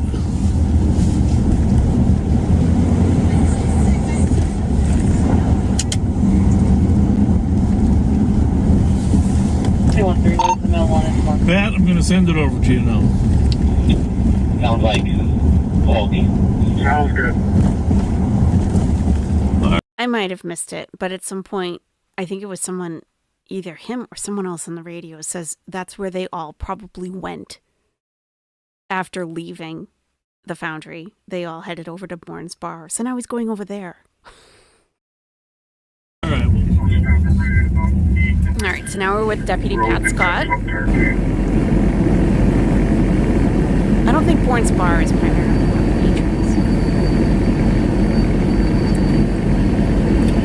Oh, hey, folks, this is Deputy Pat Scott. I'm going to do a few shout-outs here. Right before But first off, I don't know about y'all, but that guy who seemed rather intoxicated and rather obnoxious gave me kind of a headache. Pat has a headache. So that's why we did the poll. And I asked you to keep in mind, questioning, do you think that Willie was intoxicated? Okay, Bob thinks so. Okay. So let's end the poll. We had 109 respondents. So no was 38%. Big Willie was not intoxicated, voted by 38%, the majority, but it's not a landslide. 36% of the votes are unsure if he was, and 26% feel that he was intoxicated. Holy smokes. But the man has issues. Does he? So I'm going to get some shout-outs. Okay. He's got issues, huh? Okay, that's lovely. He's got issues. Yeah. Yeah, he's got a torn ACL. His dog was injured. Yeah, he's got a couple issues there. Pat? Yeah. He does.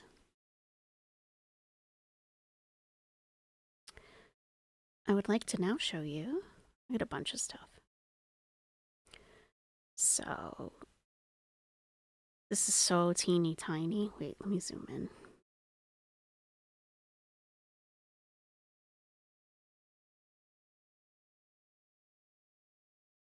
This is a spreadsheet that I know you don't like. I know it's okay if you don't like spreadsheets. It's all right, really.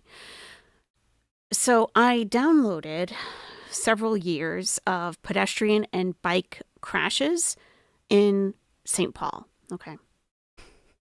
So that gives, okay, here we go. So I have a whole list here, and I have highlighted the ones that could have possibly been Willie. Okay. So crash type pedestrian. So I was able to exclude all of the bicyclists. These are all people who were hit by vehicles, either as a pedestrian or as a bicyclist. The accident date and time. Okay, so we have 2019 all the way through 2023, excluding 2022. And this is by Johnson Parkway. This is how I filtered it. And I looked at areas directly surrounding Johnson Parkway also, in case it was like around the corner or something. Okay, because they have a map also that you can see where they happened. The exact latitude and longitude of where it was. The posted speed in the area, 35 and 30. A road type, whether it was county, state aid, highway. Now, I don't know anything about this, but if it's county highway, doesn't that mean the county would respond and not the city? Maybe. So maybe the county responded, which would have been Bob Fletcher. He's the county sheriff. Okay. The pedestrian age and gender, okay? So we can exclude the 20-year-old because that's a female, okay? We have a 56-year-old male, a 62-year-old male, or a 25-year-old male. Now, I don't know how old Willie is. He didn't sound as young. He would be 30 now. Well, what year did this happen in? That was 2021 and happened right around the corner on East Maryland Avenue. 25 years old at the time, so he would be 29-ish. Okay, male. Where the pedestrian resides, okay, mostly in St. Paul, but this person is in Columbia Heights, the pedestrian zip code. Also, injury severity, suspected serious injury. Did the pedestrian go to the hospital? Yes. So we're looking at the top line. Went to the hospital. Okay. So That's all the information it gives us, but I was able to narrow down all the way from 2019 to 2025 in that vicinity for pedestrians who were struck by vehicles. So I think that might be him, but I can't be 100% sure because we don't have enough information truly. But there's that. And I did reach out to the Foundry on Facebook to ask if they knew who Willie was, and because I would like to pay for the documents for him so he can just go retrieve them or have them mailed to him directly or whatever. And I can take care of that for him anonymously. Like, I didn't message them through this channel, so they don't know about that. Okay, would you like, let me give you a choice here, okay? There's not many of us here, which is totally expected and fine. Let me give you a choice of where you would like to go next, because we still have a lot. We can get into Bob's personal life a little bit with a domestic violence call to his home. We could do that next. We could talk about him leading a counterterrorism seminar in St. Paul, talking about Islam. Okay, we can talk about that. We also have, let's see, that's kind of minor.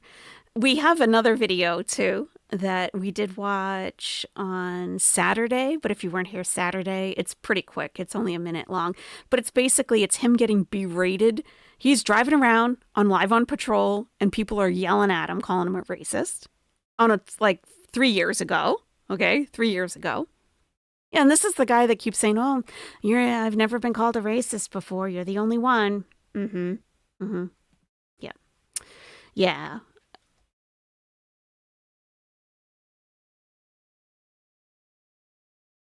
Yeah, so yeah, he was teaching a seminar and he was charging for it too. I think it was $150. You vote video? Okay. Yeah, he's doing a whole seminar. Oh, Bob, you just don't know when to quit, do you? You just don't know. My goodness. You're kind of silly. Kind of silly. Okay.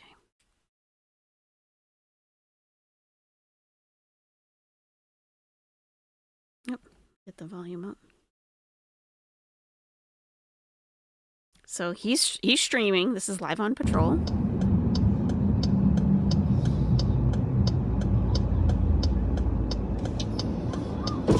Hey guys! Hey, do not come out in traffic. Well, thank you. Thank you. Stupid bitch. I hope you fucking die. Okay. Fuck you, dirty ass, dumbass bitch. Fuck, stupid ass bitch. Fuck, bunch of dirty ass nigga. Fuck, I hope you die, bitch. Well, there you have it. Right, go suck some more dick. You're dead ass, son. Fuck, be dead as fuck. Fuck, dirty bitch. Well, there you have it. There you have it.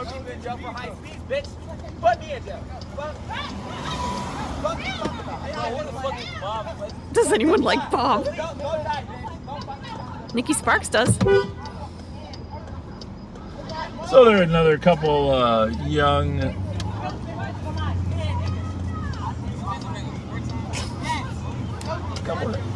there you go. Couple young people that don't like the police. Oh, is that what it is? Maybe they don't like you, Bob. Maybe it's a you thing. Okay. I also have Bob being a creep. And I found a YouTube channel that covers Bob's antics. And it's in the description. It's called the Shout Out Girls. And they have been covering his antics. Creepy sheriff flirts with young, beautiful ex-con. You want to watch that next? Let's do that.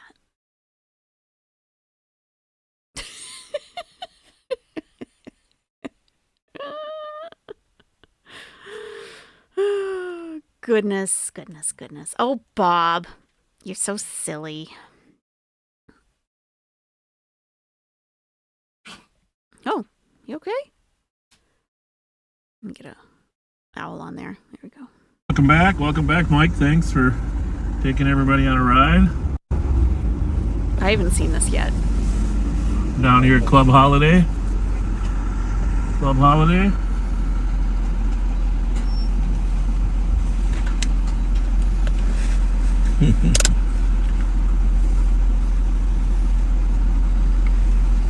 Hi, ladies. That's how you feel? How's it going?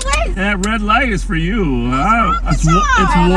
It's a red light special. It's a warm red light. If you park on the other side, you get the blue light special. You know what? I just got a prison today, so I don't want to. Did you really? Oh my God.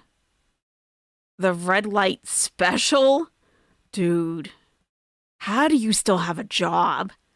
How do you still, and if you don't know the reference, like Red Light District or something, also the TLC song, but yeah, it refers to prostitution, okay, sex work, yeah. She said it first, yeah, but I mean, shouldn't he have enough decorum as the sheriff to not take the bait? You would think.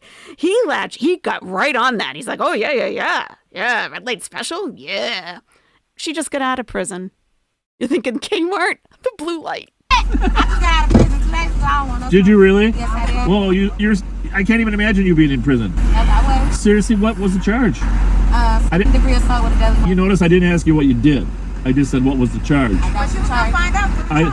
That way, I don't want to make any assumptions. No, you're right. You have such a beautiful face. You don't seem like a second-degree assault person. You know what? I'm dealing with the wrong people in life. How long were you in? A year. Really? So were you in prison or were you at the workhouse? No prison. Really? Which one? Shakopee or? Only one in Minnesota. Okay. Shakopee. Okay. Well, I'm sorry. Where was that at? Where did that happen? Hennepin? Was it a gun? No, a knife. A knife? Yeah. Did you actually stab someone or just threaten them? You stabbed them. Well, I mean, it's assault, so. Well, I mean, but sometimes they charge you if you try to stab somebody, but how bad was the person hurt? He had 2 stitches. 16. Okay, he didn't die. No, he didn't. That's good. Well, have you learned your lesson? Definitely. Too pretty to be in there. Huh? Too pretty to be in there. No, well, I mean, here's the thing. What was the cause? Were you on drugs? Oh, no. When you stabbed him? I was drinking a little liquor. Little liquor? Yeah. 162. Well, go to church. This is the Rev Spence. He's a pastor, so oh God, make sure you get to Rev church. riding That's along. the way to have the best good life, good looking forward, right, Rev? That's right. That's right. I'm glad you made it home. Where are you guys coming from? I'm a friend's house going back there. Oh. You be safe, okay? Well, we're here to make sure people at the Foundry and Barnes Bar are safe. Oh, so Foundry comes up again. The Foundry, that's a bar? Yeah, do you know where that is? Yeah, I'm like, we don't know where that is. Where you guys are from, Hennepin, the other side, or what? Yeah. Billy's is open, right? Oh, I heard about that. What? Billy's on Grand. Yeah, that's a nice I heard about that, Yeah. Well, seriously, you seem like a good person. I don't know what happened on that day and time, but good luck to you, in your life. God bless. All right, God bless y'all. God bless. Listen to Rev. He's like, dirty old man. He's like, He doesn't seem like a knife person. Do you think? Huh? You don't put knife past anybody. Yeah. It's Club Holiday. Well, I mean, the lesson there is she didn't look like a criminal, right? That's the lesson? She looked like a young, nice person. Yeah. She wasn't really drunk.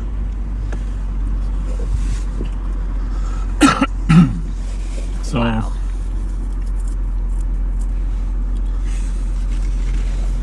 Well, that's yours. Yeah, don't be drinking. I didn't see that. I didn't see that coming. But you handled it well. You handled it Just well. got out of prison 2 days ago. Wow. Okay.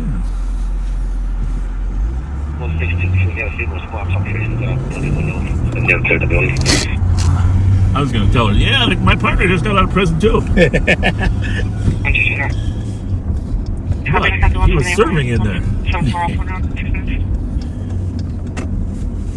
Okay. So we are on Rice Street. We're going to run up north on Rice Street. Obviously, it hasn't been really busy. All right. So that channel is linked in the description. It's called the Shout Out Girls, and they're pretty much only covering live on patrol antics, including I almost said Minnesota Mike, Melatonin Mike Martin, including him. Unbelievable. And Under Sheriff Mike Martin knows about channels that cover them, and he doesn't like it. Mike doesn't like it. He doesn't like it. All right. I'm going to switch gears. Do you want to, let's watch that quickly. Get that out of the way too. Mike. Mike doesn't like being criticized. Aw. Aw. Melatonin Mike. Like a bingo board and some commentary that takes over the screen. You're on a page that's basically hijacked our live stream. That is some people that are detractors of the sheriff's office who have taken over the feed. As the sheriff said earlier, if you haven't done so already, share this feed with your friends. Subscribe if you're watching us on YouTube. If you are watching us on YouTube, I've had a couple people say to me that there is like a bingo board and some commentary that takes over the screen. If that happens when you're on YouTube, you're on the wrong link. That is some people that are detractors of the sheriff's office who have taken over the feed. So block that feed and go back to Live on Patrol Ramsey County. You will see the link when we are live, and go to that one because you have a bad link and you're on a page that's basically hijacked our live stream. We'll check the address. 5974.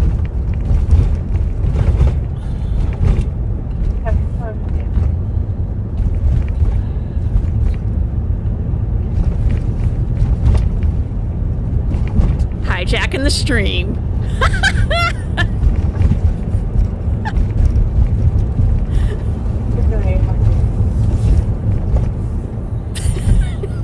Melatonin Mike putting us to sleep. Oh my God. The haters.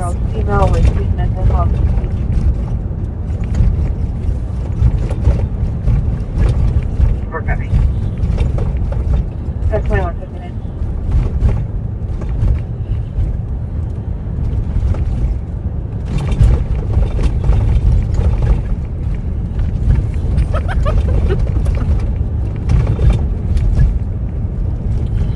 He's so offended. Like, you're on YouTube, Mike. We're gonna go east on Lauderdale here and see if maybe it's busy. What did that say? We're gonna go east on Lauderdale here. Oh, Larpenter. And see if maybe it's busier over on the east side. East side? Actually, maybe we'll drop down. I like their humor. Like, here's the definition of hijack. On Jackson here. He can tactically swear. Yeah. Yeah, maybe we'll understand him if he throws in some cursing. Oh my God. Streisand effect, yep. Yeah, unintended consequence of attempts to hide, remove, or censor information which backfires. Increasing awareness. That's right. So these two gentlemen, two deputies, are talking about getting a chip reader. That's the reader that allows us to read the microchips that are implanted in cats. Detractors. So that if you find them, it'll tell you. Ah, detractor. Detracting. To diminish the importance, value, or effectiveness or something, often used with from. Okay. Where the owner Glad you're laughing, Sarah. Is, who the owner is, and how to Look get at the a hold snow of on the them. ground. It usually has a phone number in it and or an address. They turned the volume way down at this point. Helpful. And if we don't get interrupted here for a minute. Okay, they're fading them out. An interesting story of... I'll tell you an interesting story. Sure you will. Sure you will, Mike. The shout out girls. That is exactly what he just drones on and on and on. So their link is in the description, but I'll put it in the chat also if you're, because that's all they do is live on patrol. Just Jamie, you asked if they're making any money. They have just over 2,000 subscribers. They have fairly decent views. Not so much recently, but they had a couple good hits. Yeah, not a whole bunch, but hey, it's probably not in a financial endeavor for them. Just, appreciating the awareness, I think. Putting out the awareness of these creeps. Okay. All right, so let me tell you about Bob Fletcher. Yeah, that's where I'm going to go next, Tina T. Yep. Bob Fletcher's DV. Mm-hmm. Here's Bob also with more Somalians. He's a man of the Somalis. Okay? All right. Fletcher's Domestic. So this was a website called City Pages, and it has been taken. It's no longer around, and the website is completely down. And apparently it was just for the Twin Cities. So they are trying to archive it. It's been down for a couple of years now, but I have this information that was published in City Pages. Fletcher's Domestic. Suicide files contain ex-sheriff's dispute with wife. So there is a deputy who apparently unalived himself. And before he unalived himself, that's a whole other stream. That's a whole other thing. Not right before, I don't know when the timeline was, but before he unalived himself, he gave all kinds of documentation to this reporter of City Pages. And included in that was a report of Bob's domestic violence. So that's how we know about it. So the author was Jessica Lusenhop. Okay, so last week's cover story told the story of the life and death of Ramsey County Sheriff's Deputy Dan Ruderman.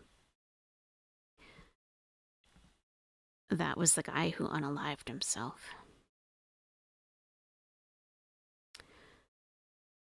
And the file of documents he specifically left behind for this City Pages reporter. The documents mostly detail Ruderman's domestic troubles and an internal affairs investigation that resulted because of them. However, there's also a packet that contains several incident reports on crimes by other Ramsey County deputies. Included is a domestic dispute call to the home of then Sheriff Bob Fletcher. So Bob was a sheriff. He was a mayor of a city in Minnesota at one point too. Let me get, what's the timeline on that? Okay. He was a sheriff. Then he became mayor of, I'm sure I'm butchering this, Vadnais Heights. He was with the St. Paul Police Force since 1977. He was elected to office of sheriff in 1994 for 16 years. He lost the election in 2010. He returned back to the St. Paul Police Department in 2011. He retired in 2013 to become a city council member for the Vadnais Heights, and he became the mayor in 2016. And he became sheriff this time, was it 2019, I believe. Okay, so that's kind of the timeline. Okay. So, included is a domestic dispute call to the home of then Sheriff Bob Fletcher. So, it was in that previous timeline. The file is a fascinating look at what it's like to respond to a domestic incident involving the sheriff. The 911 call came in at about 10 p.m. on July 9th, 1999. The woman on the line was crying and so distraught she couldn't manage to tell the dispatcher what she needed. Maybe a little bit of a trigger warning if you have an experience with DV. It's not like there's no violence that is actually talked about in this article, just so you know. But, other things can be triggering too. Begging me not to send anyone or she will be in big trouble, the baffled 911 operator wrote in the call log. I asked who she was fighting with. She stated her husband. Around the same time, another call came into the St. Paul station from a woman identifying herself as Sheriff Fletcher's wife. She asked the officer on duty to give her then Chief Bill Finney's home telephone number. The officer said she couldn't do that, and the woman began to cry. She gave her own number, asked the officer to pass it to Finney, and to tell him it was an emergency. Finney says he attempted to call her twice, but got no answer. St. Paul police were given the woman's address. On their way to the house, one officer wrote in his report that he heard a transmission from a squad identified as 2400 asking the original car to switch to channel 3 for some information. I recognized the voice as Sheriff R. Fletcher, Robert Fletcher. When officers switched over to channel 3, Fletcher explained that they were heading to his home. He'd heard the 911 dispatch on his own radio and told the St. Paul officers that nothing was wrong. He said he would meet them there and explain the situation. At the home, Fletcher was calm and collected. His wife, however, was red-eyed and, according to one officer, appeared to have been drinking. Fletcher explained that his wife was an alcoholic. The couple was fighting because she'd been trying to get to her car. Fletcher had moved it down the street so she couldn't drive drunk. While Fletcher stayed outside with 3 officers, another officer went into the house to talk to Fletcher's wife. He noted that she didn't appear to be harmed. I asked Mrs. Fletcher if she had been assaulted and if she wanted to make a police report, and she said no. Mrs. Fletcher again said, "You are only making it worse by being here, so you should leave." At some point, Sheriff Fletcher came into the home while the officer was still talking to his wife. The officer writes that Fletcher asked if we could wrap this up because of the number of squads in front of his home. I again asked Mrs. Fletcher if she wanted any assistance from us, and she said no. After Fletcher complained that 2 of the squad cars ought to leave, the commander on the scene wrote, I needed to explain to R. Fletcher that this was a St. Paul Police Department matter and would be handled under my direction and authority as the St. Paul Police Commander. I love that. 2 of the officers did eventually leave. Then Mrs. Fletcher came out of the house and asked one of the sergeants to take a walk with her. She explained that all she wanted from the car was her bag. She then asked me to call Chief Finney because he was the only police officer she trusted. I explained I would not call Finney for this matter, but that I would get her husband to get her bag back. At that time, she stated that she did not want to talk to me and began walking away.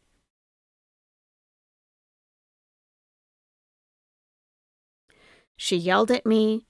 She yelled at her husband, something to the effect that we were all the same, and that this is just another way for him to exert his control over her. After his wife went back inside, Fletcher told the officers there wouldn't be any more problems and followed her into the house. The officers left the scene. The next day, the commander submitted an additional report on the incident, writing, "In my opinion, Robert Fletcher attempted to manage and influence the St. Paul Police Department's response." He cited the fact that Fletcher had monitored the 911 dispatch, asked officers to speak privately on another channel, spoke to one of the St. Paul officers as if he were a subordinate, and pressured the responding police to leave. No charges were filed in the incident. Jimmy Hero, the friend of Deputy Daniel Ruderman, which is the one who unalived himself, who passed the paperwork to City Pages, says Ruderman requested this report because he wanted to show how Fletcher treated people. So that's that. Yeah. Trying to control the narrative. Yeah.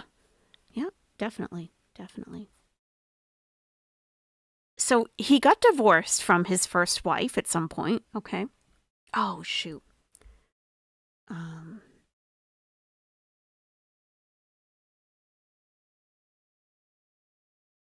There's one more thing I wanted to tell you about that.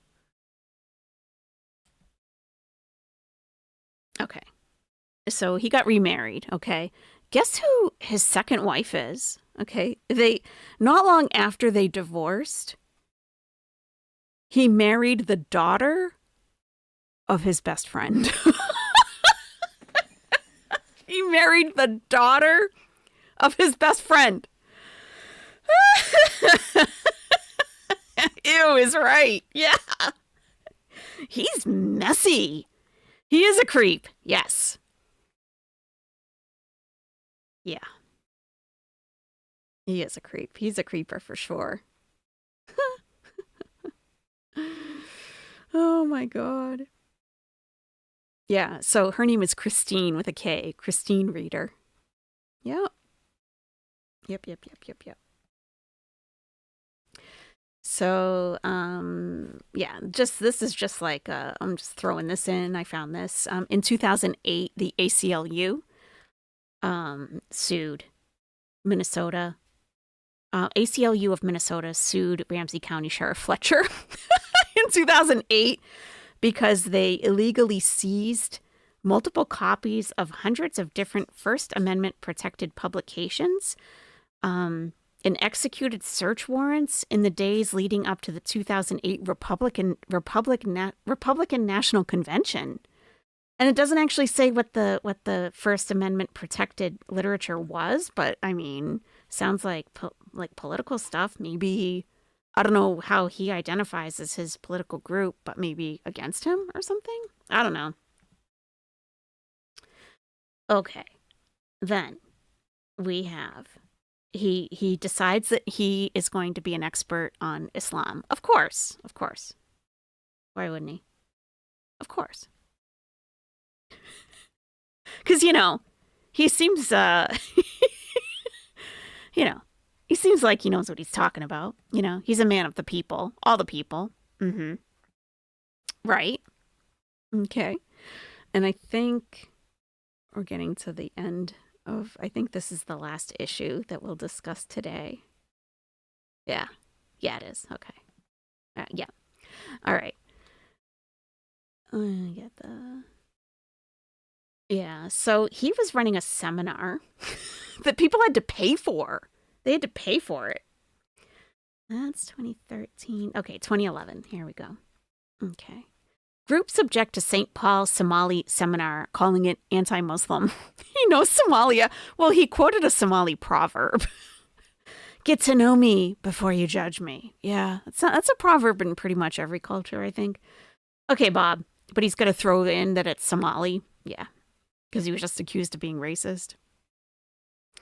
How old is the daughter? I don't know. So, this is in 2011. A group of Islamic and Somali organizations said Monday that an upcoming educational seminar on Somalia, organized by former Ramsey County Sheriff Bob Fletcher, just that sentence alone, is anti-Muslim and anti-Somali and will lead to a rise in racial and religious profiling. Oh, I've never been called racist before. Well, we're in 2011 now. The seminar, called Understanding the People of Somalia. Oh my God! The caucasity, the absolute caucasity of Bob Fletcher. Understanding the People of Somalia was the name of his seminar. Will be put on Thursday at the Crown Plaza Hotel in St. Paul by the Center for Somalia History Studies, an organization founded by Bob Fletcher. Founded by Fletcher. Guess what? This organization no longer exists. No longer exists. It's gone. Been dissolved. The seminar brochure, and believe me, I've been trying to find this brochure. The seminar brochure says training will be provided on Al-Shabaab, an Islamic extremist organization, and says the topics covered will include clans and subclans, Black Hawk Down, youth gangs, and transition to America and Somali culture. Oh, he's going to teach us about Somali culture. But a message being emailed to law enforcement agencies throughout the state who might be sending people to the seminar warns that the attendees will receive inaccurate and biased information about Muslims and Somalis. According to A. Lori Savoya, president of the Minnesota chapter of the Council on American Islamic Relations. That is an organization I'm very familiar with. It comes up all the time, like when I go to a major mosque in my area. Just basically, how are you being treated as a Muslim in the United States is what they're interested in. But Minnesota has its very own chapter. The message says two speakers at the seminar, Omar Jamal, former executive director of the Somali Justice Advocacy Center, and Abdurazak Bihi, director of the Somali Education and Social Advocacy Center, are unrepresentative of their community and unqualified to speak on the topics outlined in the upcoming presentation. The message describes Jamal as highly controversial and a convicted felon. You can't make it up. You cannot make it up. And Bihi as having a checkered past and no known educational qualifications. A woman obtained a harassment restraining order against Bihi in 2004 after she said he stalked and threatened her in a dispute over Somali terrorism. This year, she praised him for his work with Somali youth. Mm-hmm. On Monday, Bihi told the Pioneer Press that he did not wish to immediately comment.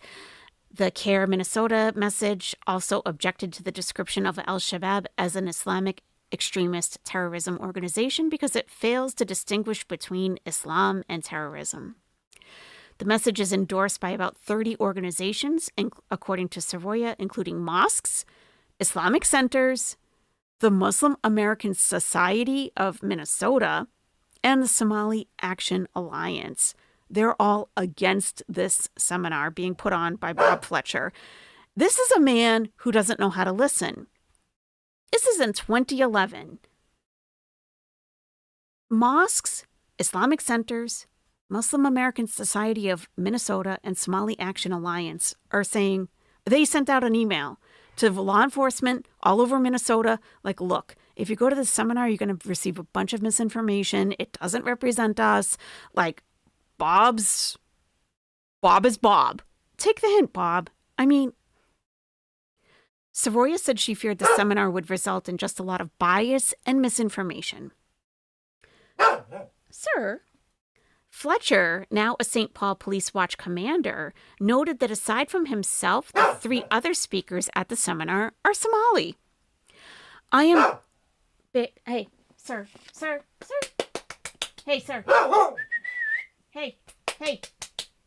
Oh, he's in the zone. He needs a snack. Okay. be right back. Sorry, guys. Let me see. Do I have something? Let's do a Holy Spirit Activate break. I will be back shortly.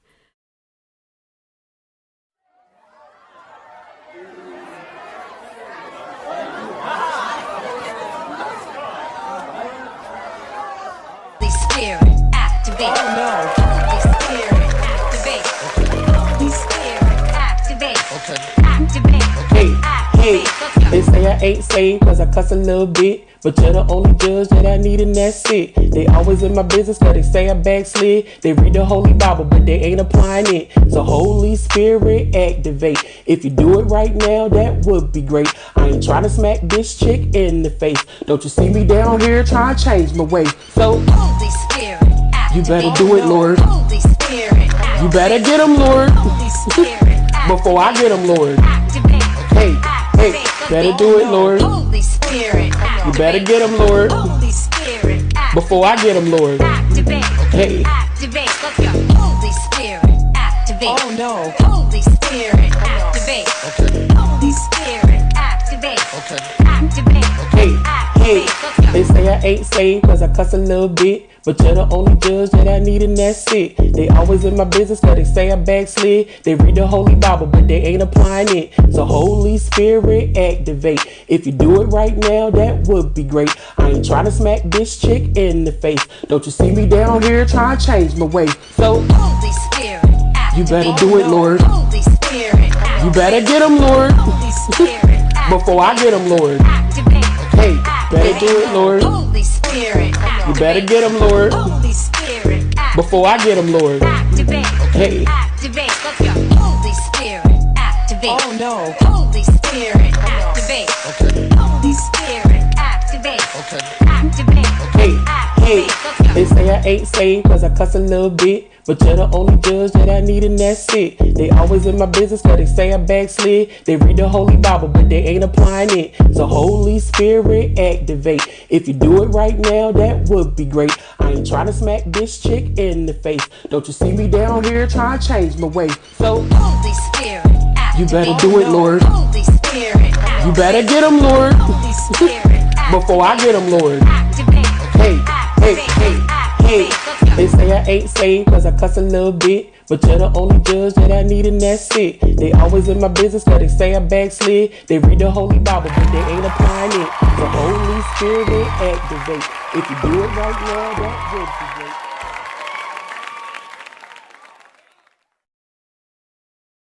All right. We can always use a Holy Spirit Activate break. It's always appropriate. Always. Okay. Let me just finish up with you guys with this.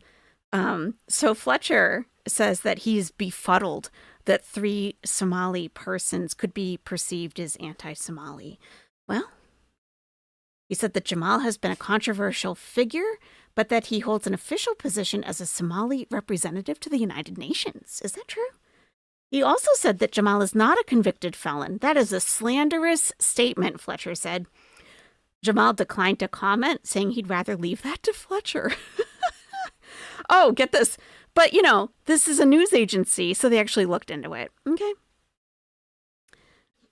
Federal jurors in Memphis, Tennessee, found Jamal guilty of 5 felony counts of immigration fraud in 2005. So Bob Fletcher straight up lied and said, no, this guy's not a convicted felon. I don't know what you're talking about. He is. And Jamal was like, oh, you can talk to Fletcher. I'm not answering your questions. Fletcher says that it is correct to characterize Al-Shabaab as an Islamic extremist terrorism organization. The State Department designated Al-Shabaab a foreign terrorist organization in February 2008. However, Fletcher said the conference is directed at the history and culture of the community. There will be very little discussion of the religion itself. But he is calling it an Islamic extremist terrorist organization. You can't have it both ways. You just can't. Okay, he said he invited Soroya, the lady, to participate in the seminar. And she says that CARE Minnesota was not invited to be part of the seminar, adding that no Somali organization would sign on because that would give Bihi and Jamal legitimacy. So the entire Somali community and Muslims around Minnesota are refusing to participate because these are a couple of thugs that Bob is working with. I would hope that people would wait to see the training before they pass judgment. Oh, is that a Somali proverb too, Bob?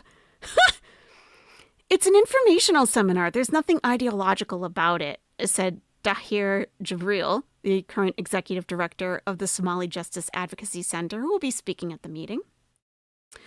All right. So it's $150, 8 a.m. to 4 p.m., and the seminar is being marketed primarily to government agencies that serve the Somali community. He said he expects fewer than 100 participants. Wow. I'll bet. So then, Muslim groups had to talk to Bob directly. They had to talk to Bob directly, okay? They told him straight up. They told him, Muslim groups to Bob Fletcher, there is no Islam in terrorism. Bob's gonna Bob, though. Yeah, a number of local Somali and Muslim organizations are taking umbrage with a training session called Understanding the People of Somalia, Their History, Their Culture, and Their Lives in America.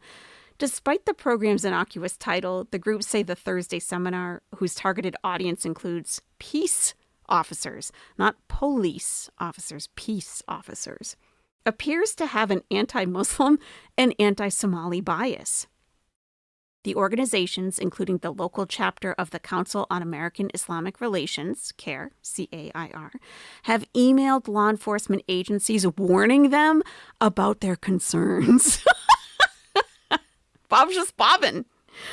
Yeah, Bob wants to be a pirate, yes.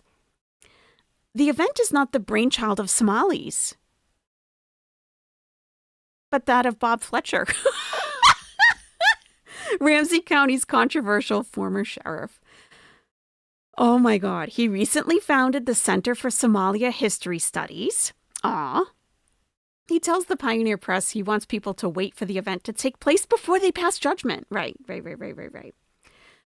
Okay. His critics don't like the fact that Fletcher mentions religion at all when he describes Al-Shabaab, the Somali group with links to Al-Qaeda.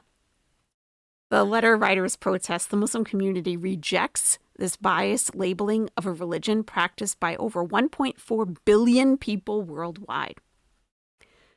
Yeah.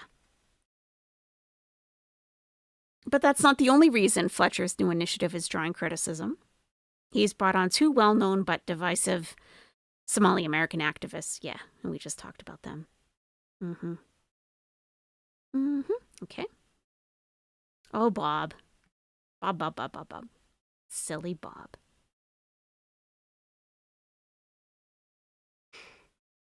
And then we have, in 2013, there was something else. So CAIR Minnesota unequivocally condemns terrorism and terrorist organizations, including Al-Shabaab. Any action that harms innocent civilians is reprehensible and deserves condemnation. Yes. CAIR Minnesota condemns terrorism whenever it happens, wherever it happens, and whoever commits it. A controversial law enforcement training on terrorism is being offered in Minnesota for POST credits. Okay. Training is organized by former Ramsey County Sheriff Bob Fletcher, who allegedly exaggerated or falsified his investigation of domestic and international terrorism threats in the East Metro. In the East Metro. Exaggerated or falsified threats to St. Paul, Minnesota that don't exist. Okay. Terrorism is a real threat to our nation, and law enforcement needs to be educated about that threat. However, law enforcement agencies must look at the credentials and backgrounds of purported experts on terrorism before allowing their departments to be trained by them. Unqualified trainers and fearmongers influence the way peace officers perceive and treat the American Muslim community, leading to a rise in racial and religious profiling. Reports have highlighted law enforcement's use of biased experts and anti-Muslim training materials nationwide. The United States Congress has scrutinized these practices. So there's a list of co-presenters, okay? Jamal Bihi, also Mohammed Farah, Michael Rosen, Jeff Wires, and Gary Olding. So Michael Rosen is formerly of the Israeli... You can't make it up. Is formerly of the Israeli Defense Forces, trained at the Israeli Security Academy. And he was featured in a National Public Radio story on racial and religious profiling at the Mall of America. We already heard about Jamal, convicted felon. Yeah. Oh, Omar Jamal, a convicted felon, has made unsubstantiated, hate-inspired statements, such as referring to Minneapolis as a slaughterhouse for immigrants. This is who he's having at his seminar. Similarly, Pioneer Press reported that Bihi had his run-ins with the law, including a restraining order for threatening and stalking a woman and DWIs. In March 2011, there was an active warrant for his arrest for violating the terms of his probation. But according to Bob, he's not a felon at all. Okay.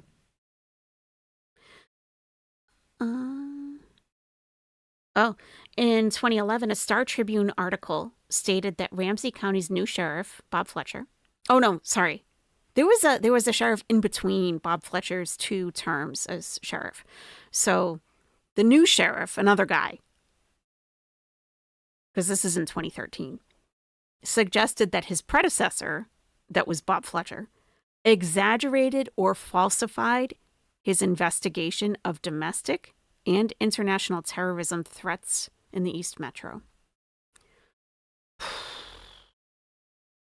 In an interview with the Twin Cities Daily Planet, a spokesman for the Ramsey County Sheriff's Office stated that Fletcher's claims that Ramsey County residents were threatened by 22 domestic and 11 international terrorist groups came from an active imagination and that the terrorism information briefs never existed. What the fuck? He made up terroristic threats. I'm not surprised, though, like at all. He thinks driving around saying Assalamu alaikum is like he's a good guy. City Pages stated that Fletcher's office apparently dreamed up the whole idea that his jurisdiction was under threat from dozens of domestic and international terrorism groups, and that the research was done by staffers cruising the internet and watching CNN. What? Yeah, look at Nightbot. It's hardly the first time Fletcher and his office have been at the center of controversy.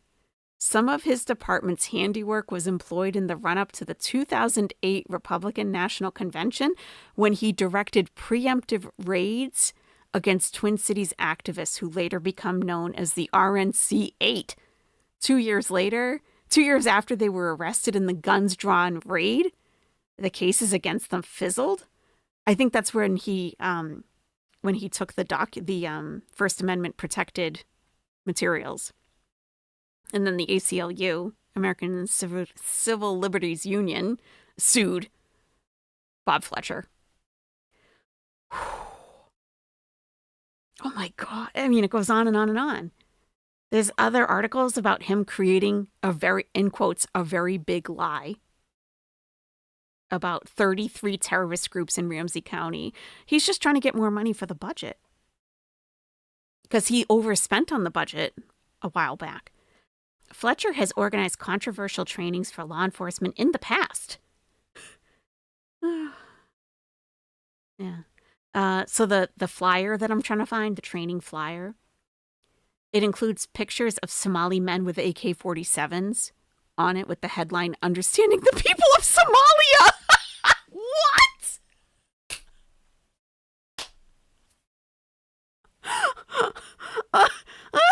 Understanding the People of Somalia with Somali men holding AK-47s on the front.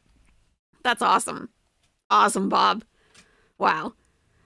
In November 2011, yeah, we read about that, okay? That they emailed law enforcement like, hey, don't go to this.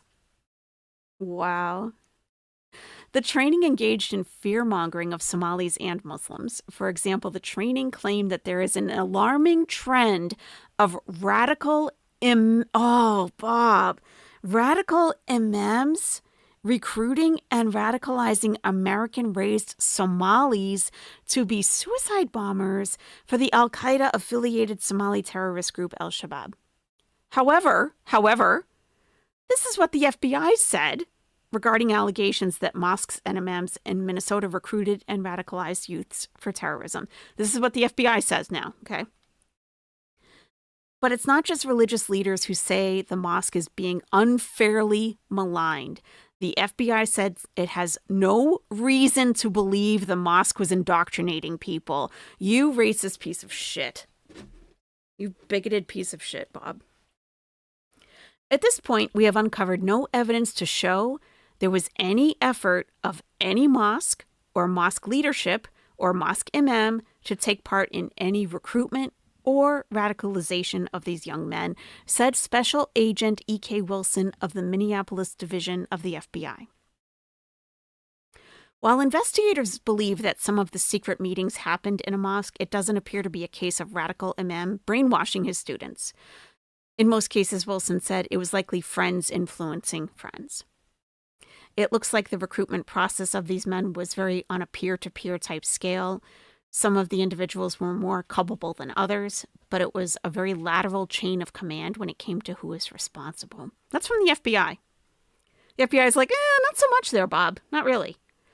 Not really.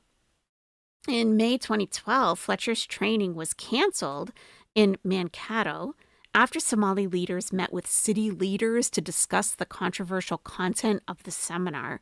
As a result, all of the city organizers withdrew their support of the seminar.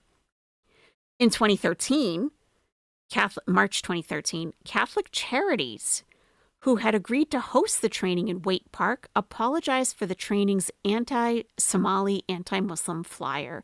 They also agreed to remove the anti-Muslim, anti-Somali content from the presentation slides. Okay.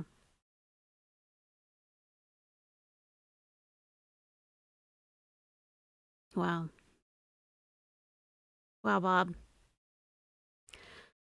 Wow, Bob. Wow. Presentation materials and trainers lack credibility. What a piece of crap.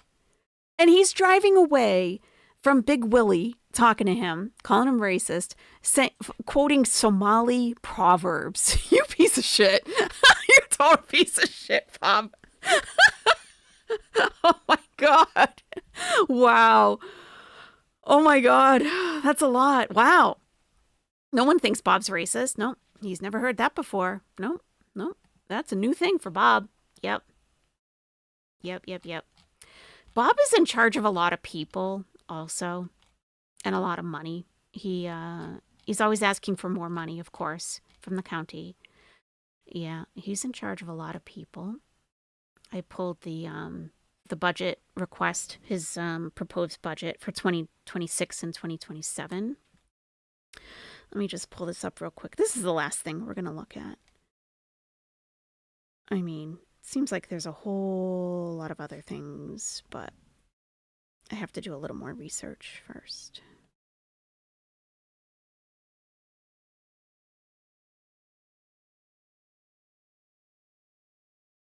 Okay, so there's an organizational chart. If you like org charts, you're going to love it. If you don't worry about it. It's not really important. Okay. Elected office 2026 organizational chart. Okay. So in 2024, Bob had 455 full-time employees under him. 455 people. 2025, he has 468 full-time employees. And for 2026 and 2027, he proposes he's going to need 470 full-time employees. And then there's a whole organizational chart. Under Sheriff Chief of Staff is on here. That's Mike Martin. Bob Sheriff is in charge of a lot of people and a lot of departments. And he's a piece of crap. So, a whole thing. There's a whole thing here. And none of this budget that he's requesting has any allowance for any kind of diversity, inclusivity, any kind of that stuff, like sensitivity training, nothing, because he's the one that teaches the seminar on Somali lifestyle. So they don't need to hire anyone from the outside. He's the expert. Mm-hmm. Yeah. Yep. It's really something. It really is. So that's what I have for you for today. So thank you so much for hanging out, learning about Bob Fletcher. Bob knows all about diversity. Makes $165K a year. I would think it was more than that, but well, you know, he does so much for the community. So I didn't mean to exhaust you. What does this mean for Civil Owl Patrol? I have no idea. I have no clue. Hey! I'm just bringing it to you as I found it, you know? I'm just bringing it to you as I found it. Excuse me. You're being very rude. You're being very rude. He does not care. He's had it. Okay. Someone tag Whitey Lover. Yes. Whitey Lover, we're going to need your input on this. Okay, guys. Okay. All right. I think they need dinner. It's early. But I think they need it. Yeah. It's all the more important that we do Civil Owl Patrol now. Possibly, yeah. To be on the lookout for all this. Yeah, absolutely. Get the tracist. Yep. Yeah. Yeah. Thank you, everyone. So, Abriana wants me to read her message. You didn't write a message, did you? Bad Bobby Brown, sung to the tune of Bad Leroy Brown. What does Bobby Brown have to do with that?